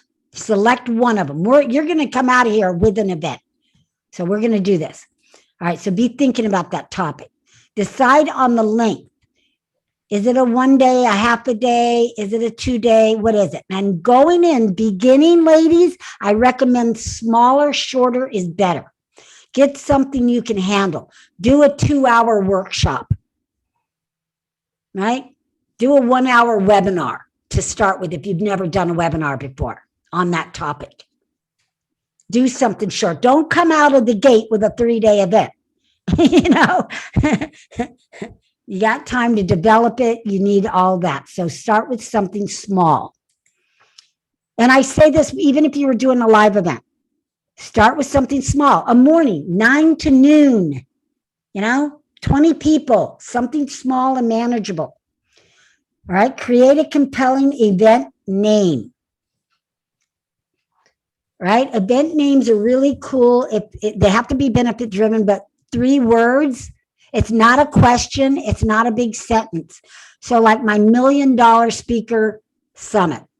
right? Summit is an extra word. I'm just creating one now, which is called Limitless Success Summit. I had one in the past called Speak Your Way to Wealth.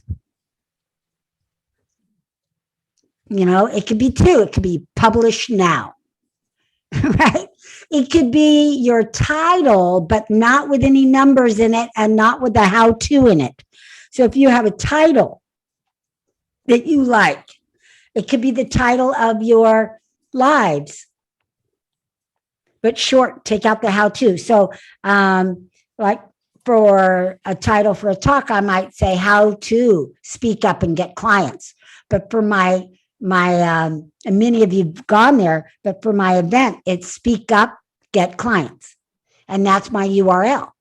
Speak up, get clients. That's my book. So you don't have to think too long and hard for an event name. It's all around you. It's things you've done already. The next is pick a date in the future. Pick a date in the future. If it is a webinar, you don't need that long and you don't need that much in advance. If it is because people can make a decision on a 1 hour webinar and go to it. If it's going to take more time, there's more leeway. So there's a direct relationship. So the more time that it's going to take of your participants, the longer the lead time is. You got it? So a 3-day event is going to take you at least 3 months to market that, to get that kind of people there, to make that commitment. So just know the shorter the event, the shorter lead time. All right. Number 5, decide if it is a paid event or a free event. If it's a 1 hour webinars, they're usually, of course, free and lead into something else, maybe a paid event. But you make that decision. Number 6, select a virtual platform, whether it's Zoom, GoToMeetings, whether it's a webinar or a meeting, you choose. I think I shared this with some people the other day, but I'll share it with you. Oh, I did it yesterday. So I did a home sweet home event for, I'm on the board of Habitat for Humanity. And they wanted to do a fundraiser, but they didn't get the marketing done. And I told them, I said, I'll put it together, but I won't market it. It's not for my audience, so I won't market it, but you market it, I'll put it together. Well, they didn't have a big enough list, which is usually the problem, and they only had less than 10 people there. So they did not want to do a Zoom meeting because then you could see that there's only 10 there. So we made it a webinar. Because webinars, remember, you cannot see the participants or the number of participants. So you can do that at the last minute because, you just don't send out people the link ahead of time. So you make a decision. Webinars are usually webinars. So if you post it as a webinar, we know that it's going to be a webinar and we just look, we don't have to get dutied up. All right, number 7, decide the delivery method, which is what I just talked about, meeting or webinar. Number 8, set up the back end of your meeting. Now we're getting into the technical part, which you already learned a couple of weeks ago. Set up the meeting, the webinar, whether or not you need a separate landing page, whether or not it's a paid event and you need a shopping cart, all those things you want to set up. Now, one of the things about webinars in Zoom, you do have to have that pro version. It is more expensive. But one thing that webinars do is they will send out all your reminders for you. And you don't need a landing page. You don't even need a CRM. They will do it and they will keep track of it. Very cool. The meetings, no. All right, number 9, create a bit.ly link if it's too long. Most of the time, you're going to get a big, long webinar link. Now, how many of you, by show of hands, know about Bitly? All right, so let me just stop the share for a moment and go into Bitly real quick. Well, let me go to my share again, but let me go into Bitly here. It shortens it, right? I think you did show this too. Okay. An event I was at before. All right, well, it's free to use. You take a big URL and you stick it into the create, and voila, you can rename it and make it anything you want, as long as it's not taken. Mm. RV, Yes. you said, you were saying in setting up the back end that they will do the reminders. Who is they? Zoom. If it's a webinar, Zoom will send out to anybody that signs up a reminder a couple of days ahead of time and an Automatically. hour ahead of time.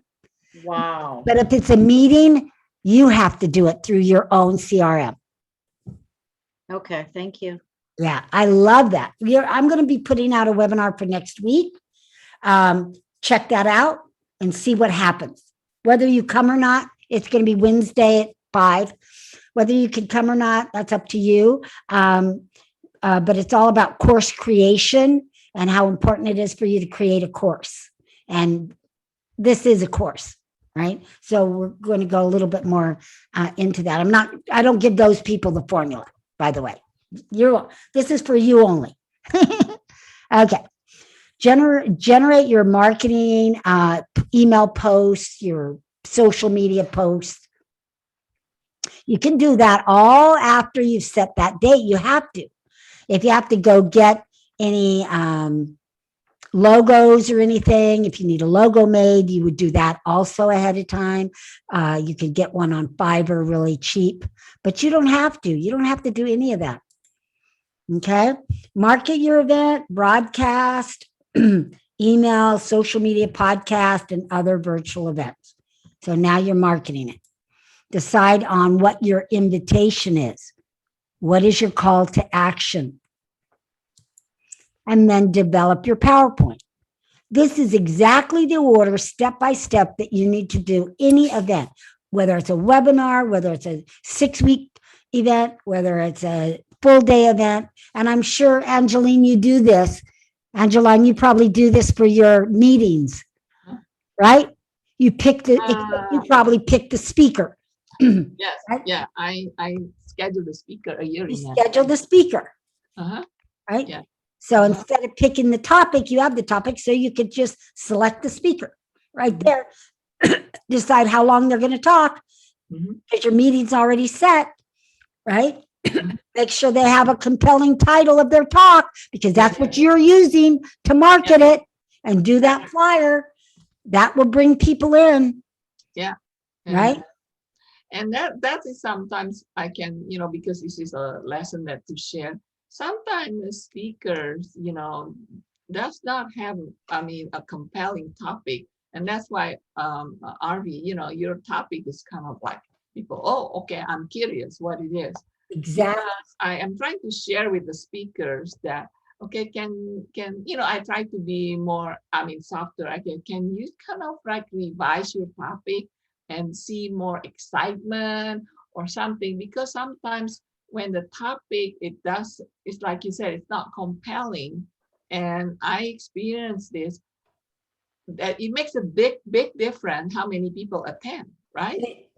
It makes a huge difference. And really, it's not so much, let me stop share. It's not so much the copy, it is the title, because no one's going to the copy if the title isn't compelling. And I'm going to be honest with you, there's a couple meetings you had that I didn't go purposely because Yes, and I'm struggling with that, but the speaker did not want to change because he said, then don't invite them, because being on your stage is a privilege.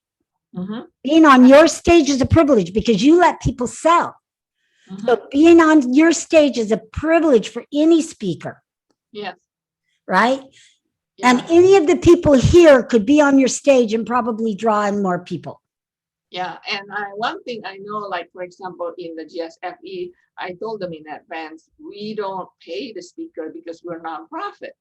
And some of the speakers will not want to be our speaker because they're professional and they think they should charge you and stuff. So that's an old model. Yeah. That's an old model. And no matter how good of a speaker you are, like you said, that when you speak, it gives you a chance to promote your business. Right. Well, anytime you want a speaker, just let me know. I can make Oh, tons. yeah, I know you, but you see what I mean? So No, but I can make tons of recommendations. So Yeah. Janine can speak. She speaks. She does a whole laughter yoga thing. That would be different. See, one of the speakers you had, I didn't go to because it was something about how to be an entrepreneur, and I thought, I've been an entrepreneur for 17 years.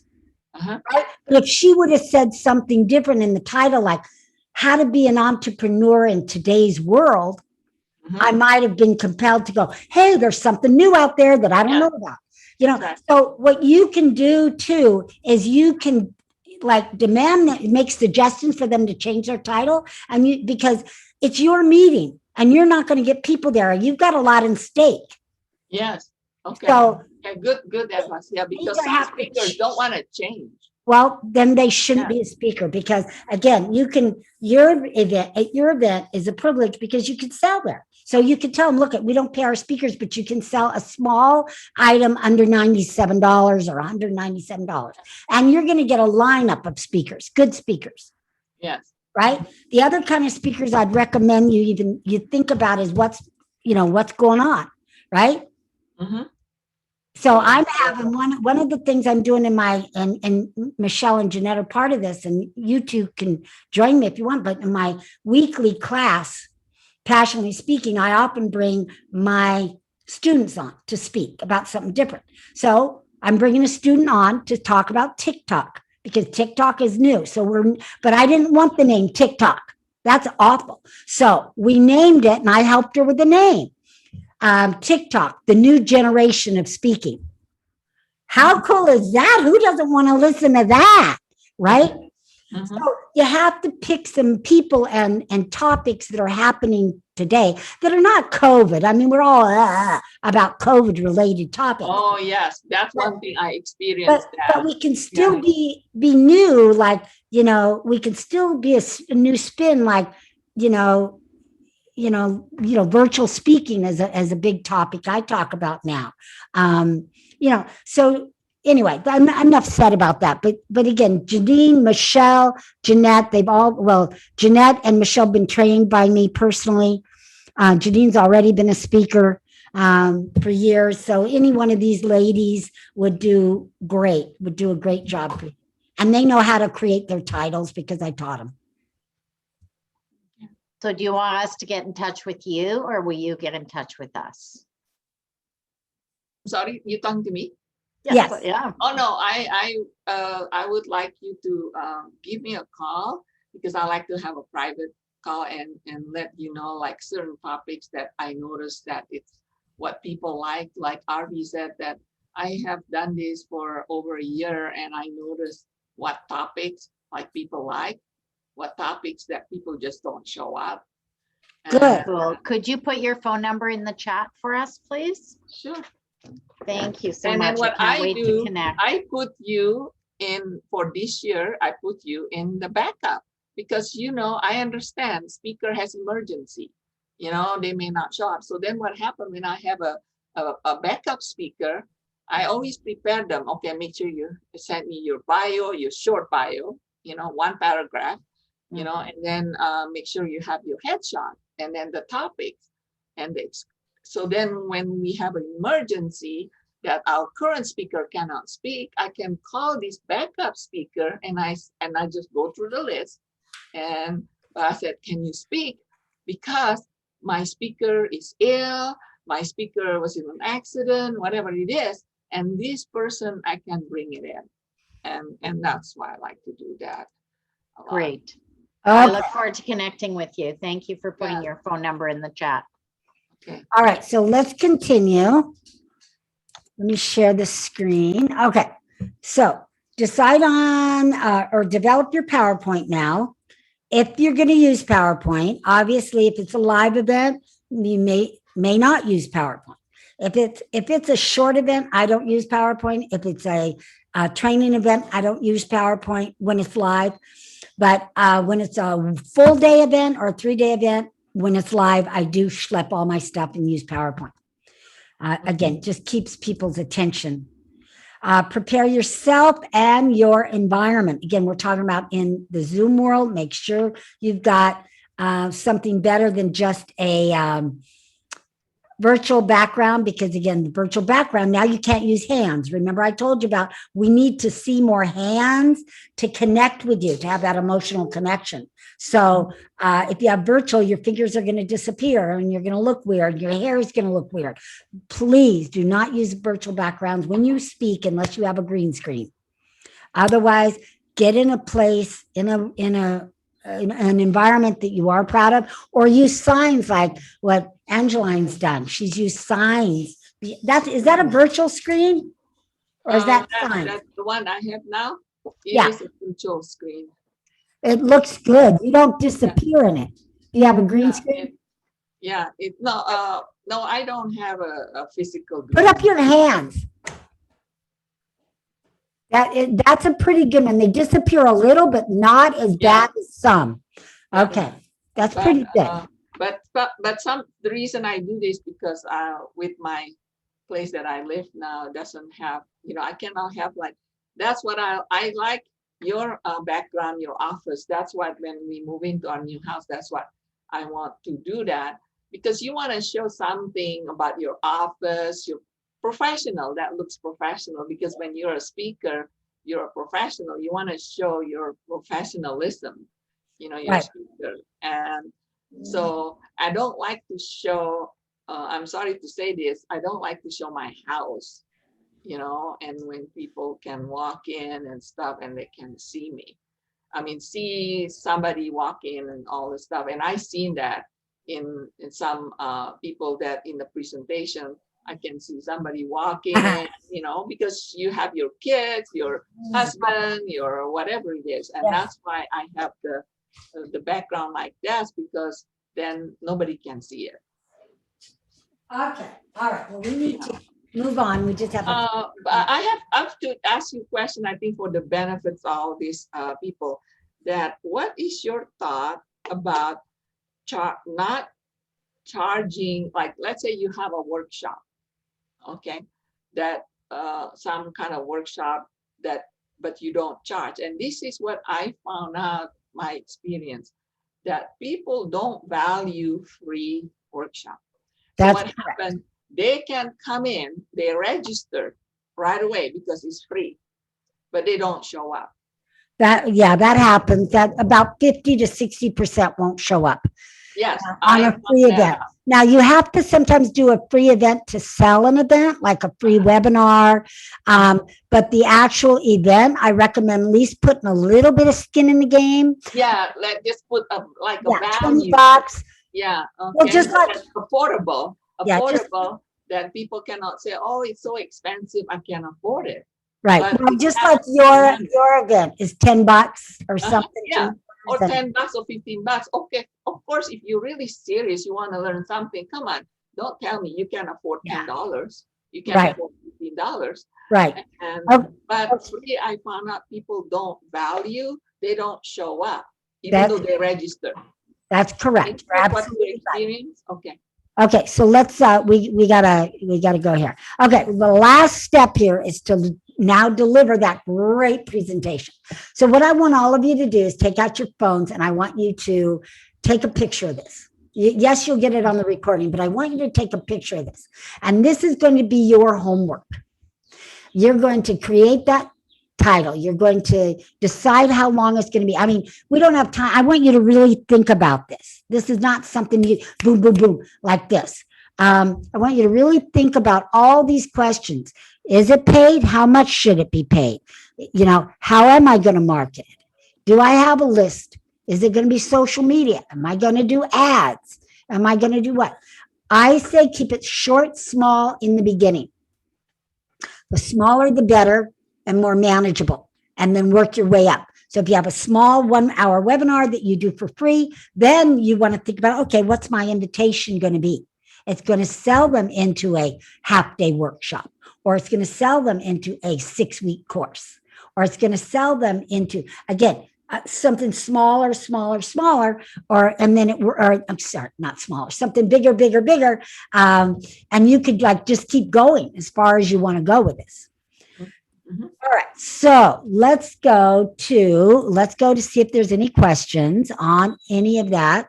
That is your homework. You all took a picture. Go ahead and email me the results of what you're going to do, and I'll give you feedback. I'll give you feedback on the title, feedback, on everything. So this is like my gift to you. So take advantage of it. And this is something, even if you don't do the event right now, let's say you can't pick a date. I want you to think about it and map it all out. And then you can slot in the date later. What I don't prefer you to do is wait 6 months and then send it to me, because I'm off on to the next thing with the next group of people. You know what I mean? And I'm going to forget maybe, something. So just you do it within this next week to make sure that you take action. Remember, today was about taking action. Yes. I want you to take action today and go ahead and map that out and send it to me. Again, it could be a 1-hour webinar, something simple for free, or something larger, but I'd recommend just keep it simple, keep it small, and answer all those questions and send it back to me. All right. So now what's next for you, right? What's next for you? It's video, video, video, video, video, video, video. Do you know how hot video is right now? Video has gotten sizzling hot in the last couple of years, and it's replacing almost everything. It's replacing the way we market. It's replacing the way we educate. It's replacing the way we communicate, all of it. So I am in the process of doing some videos, training videos for a company that is putting them online. Right? It's gone beyond just doing YouTube videos. It's gone beyond just doing a little TikTok videos or Instagram. Ladies, we are using videos for education. We're using them for marketing purposes. You've been on many websites now where somebody comes on with a video and explains the event. How many of you have seen that? Because guess what? People are not reading anymore. It used to be we would read long, long, long sales letters, and then people would buy. People are not reading anymore. Yeah. So we have to replace it with video. Not only there's Facebook Live, there's LinkedIn Lives, there's YouTube Lives, there's live stream, there's this, there's that. It's happening. Now we've just scratched the surface of it with your Facebook Live, which I want you to continue, because speaking is a continuous game. It only works when you do it continuously. Same with video. But it's important to learn how to do video and do it right and get it up on YouTube. And how many of you already have a YouTube channel? All right, that's it. Okay, so last week, many of you asked for a YouTube class, so I'm going to give you a YouTube class. Now, it's called YouTube Mastery, right? Just another class just like this, but it's just a 1 day, not a whole day, but 3.5 hours, 10 to 12, 2.5 hours, and which I'm going to teach you how to load up, how to do, my formula for a YouTube, which is similar to the live, but a little bit longer because you're more intimate and it's going to last. It's a training video. So the formula for that, how to load it up on YouTube, how to load your lives up on YouTube, how to get subscribers to your YouTube channel, right? And how to make it an evergreen. There's different ways to do YouTube. We can do YouTube that says, this is educational, this is evergreen. We can do YouTubes that are, hey, go down here and subscribe, ring the bell, dee and all that stuff. It's up to you. That's a decision you have to make. It's a decision I decided I didn't want to do. I don't want mine just to be a YouTuber, right? Because I'm about more live events. But I want to be What do you mean by evergreen? evergreen, that they can go anywhere. You can Oh, put 'em okay. on YouTube, you can do them on Facebook Live, you can put them on Instagram, you can put them on Vimeo, right? But a Okay. lot of the YouTubes are just for YouTube. And there's YouTubers out there that's all they do is YouTube. They're not Oh. interested in putting it anywhere. It's a Oh. decision you need to make. That's all. Hmm. That's all I'm saying. Oh, All I right. didn't know that. And how do you get to subscribers? So I'll show you that that secret as well. So not a big deal, but I know video for some people can be very uncomfortable. Everything you want, just know it's outside your comfort zone or you'd already have it. So yes, it's uncomfortable. You'd already be doing it. If it wasn't uncomfortable. So it's okay to be uncomfortable. We're just going to get a little uncomfortable together. But I find if you know what you're doing and learn the system and learn the ropes, then it's less uncomfortable. Now, I've been doing videos and putting them on YouTube for, oh my God, 16, 17 years now. You could go to some of my first ones and you're going to go, oh my God. Why? Because I had to learn myself. There was no one to teach me. And they're not great, but are they better than nothing? Yeah. Yeah. But then through the years, I've learned how to do them right. So you get the benefit of showing up and being out there and learn how to do it right and not have bad videos that people give you thumbs down because they were awful, right? Or goofy or just not connecting. So you have that advantage now. So yes, we're going to do it on Zoom, 100% money back guarantee. As always, Fact Action bonus today is we're going to do it on the 17th. I'm going to do it on a Monday to give people a break from Saturdays because I just took up 3 of your Saturdays. So same time, Monday the 17th, $97. That's it.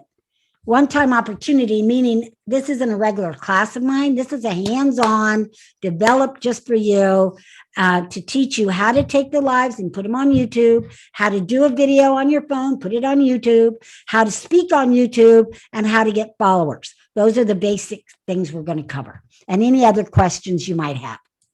All right. So again, I'm going to keep it small because as you see, people have questions that need answered. And it's going to be hands-on. So I'm only going to limit this one to 8. So I'm looking for 8 people that want to do this. So if that's you, great. All right. So just, in the next 10 minutes, let me know. You could text me or just use the PayPal link right there, sign up, and then we'll see you on the 17th. And that's it. Can you just put the link in the chat?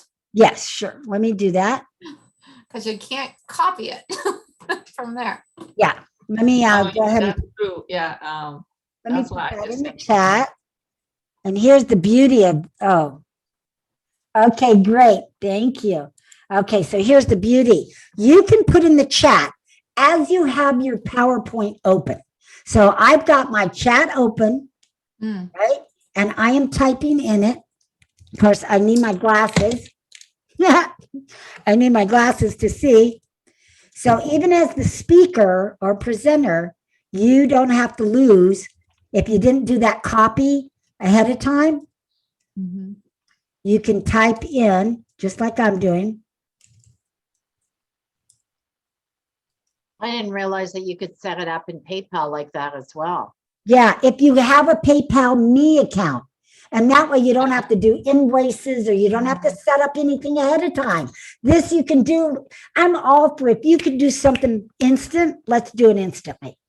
I've Right? never heard of PayPal Me. I Yeah. have to check that because I do have a professional PayPal account. So do I. It links to your professional PayPal account. It's not Okay. something different, but Oh. it's a different way to get the money in so that you don't have to have invoices or send somebody. Okay, so RV, I have questions. It show that do I send request or send? Um, And you see, wanna- now I'm confused. you want to send. You want to Send, send. right? Yeah, send. Send the money. Okay. Yeah. Or then I have to open my PayPal. Sorry. Yeah. And you know what? You could do that also for your meetings to make it easy. If you have a PayPal Me account, just do Yeah, $10. I do. Yeah. Oh, okay. Do $10. So all of you could use this method. And when you do your event, just make it easy for people to sign up. If you don't want to do that, just text me and, you can, I have a credit card, I can take your credit card, but I don't have a link for a credit card. So Arby, Arby, am do I you supposed to know hit if, send or request? It says request or send? Send, you want to send. Send, right? Okay.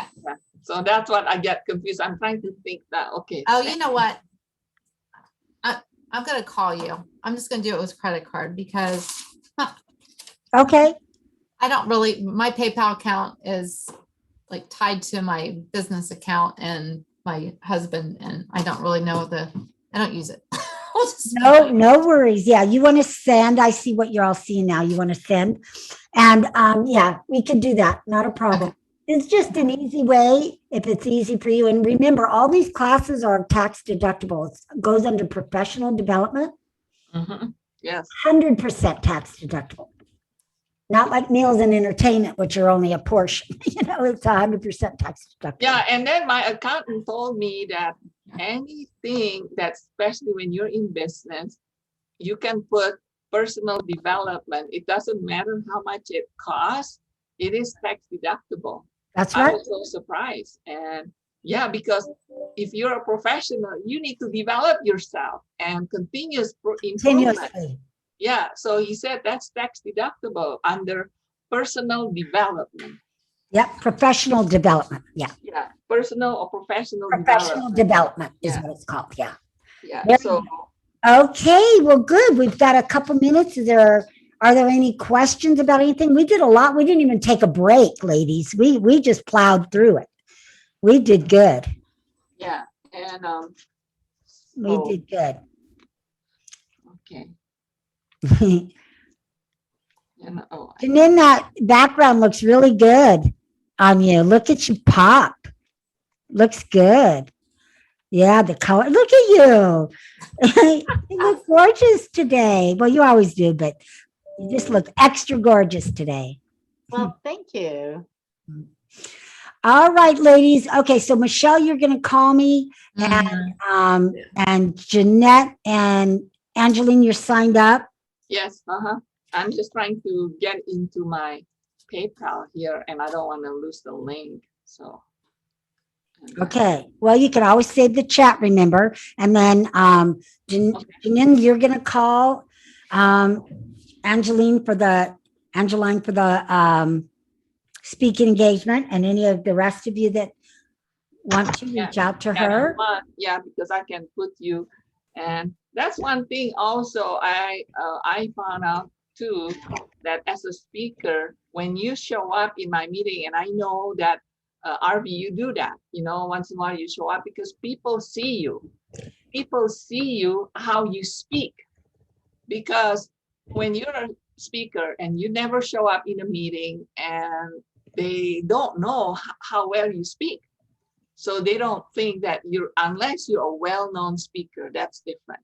But I found out my speaker, like when some people already seen you speak and introduce yourself and stuff like that, they know you're a good speaker. They show up at your engagement because they know that you're a good speaker because they've seen you. That's my experience. Right. That's why I always ask the speaker, come to our meeting, because then, some audience can see you already, experience your talent. You can always make it like part of the agreement, like they come the first meeting, the meeting before, Yeah, and okay. just make it a kind of like part of the speaker agreement. Mhm. That they come to the meeting before so they can get the lay of the land, which is something I always recommend, Yeah, I whether do. it's live Yeah. or virtual, to do. Yeah, because you want to see what kind of meeting is this. Because Right. as a speaker, you wanna know how you speak, the type of, like you said, the audience. Right. And if how it's many And it's people? good for the speaker as well. Like a good speaker will attend an event before they speak at it. For Mhm. sure, if they absolutely can, because that way you know what the format is, what the expectation is, what the sense is, all Exactly. those kinds of And things. that's what I do. I invite them to come, but some of them because, you know, it was recommended by somebody and stuff like that. But I learned, see, like Arby, you said, you learn as you do this, you know, who you want to invite and who you don't want to, even though I was recommended by somebody to invite them. But I found out when the speaker wants to, come to my meeting and show up and then kind of like pay attention what kind of meeting I have, it makes a big difference in the attendance. It sure does. It Yeah. sure does. All right, ladies. Well, we better wrap it up so you can get on with your Mother's Day weekend. How many of you are mothers? Yay! I'm All the of mother you. of my dogs. Is Mother. that a count? Is that count? Does what count? Animals I'm the count. mother of my dogs. I don't have kids, but Me too. I don't have kids either. All right. These are my children. So yes, that counts. yes, yes. It's just I haven't been able to teach them how to buy me flowers and take me to lunch, but Well, I think they can do that via your husband. that's true. That's Yeah, I think we need to have a conversation with him. true. Yeah, what you know what I do on Father's Day? You know, when I send Father's Day card, I put this from my dog too. So from the three of Oh. us, and I put this like I have my dog may put a paw or something like that. You know, in the card. That's a great idea. Because that's we a gotta good idea. think of that. Because All right. Well, I might have to do that for them for tomorrow. But anyway, have a great Mother's Day, everyone. Good job Yeah. being here. And we'll see you on the next one. All right. Okay. Mwah. Bye. God bless. Okay, bye-bye. Bye. Bye.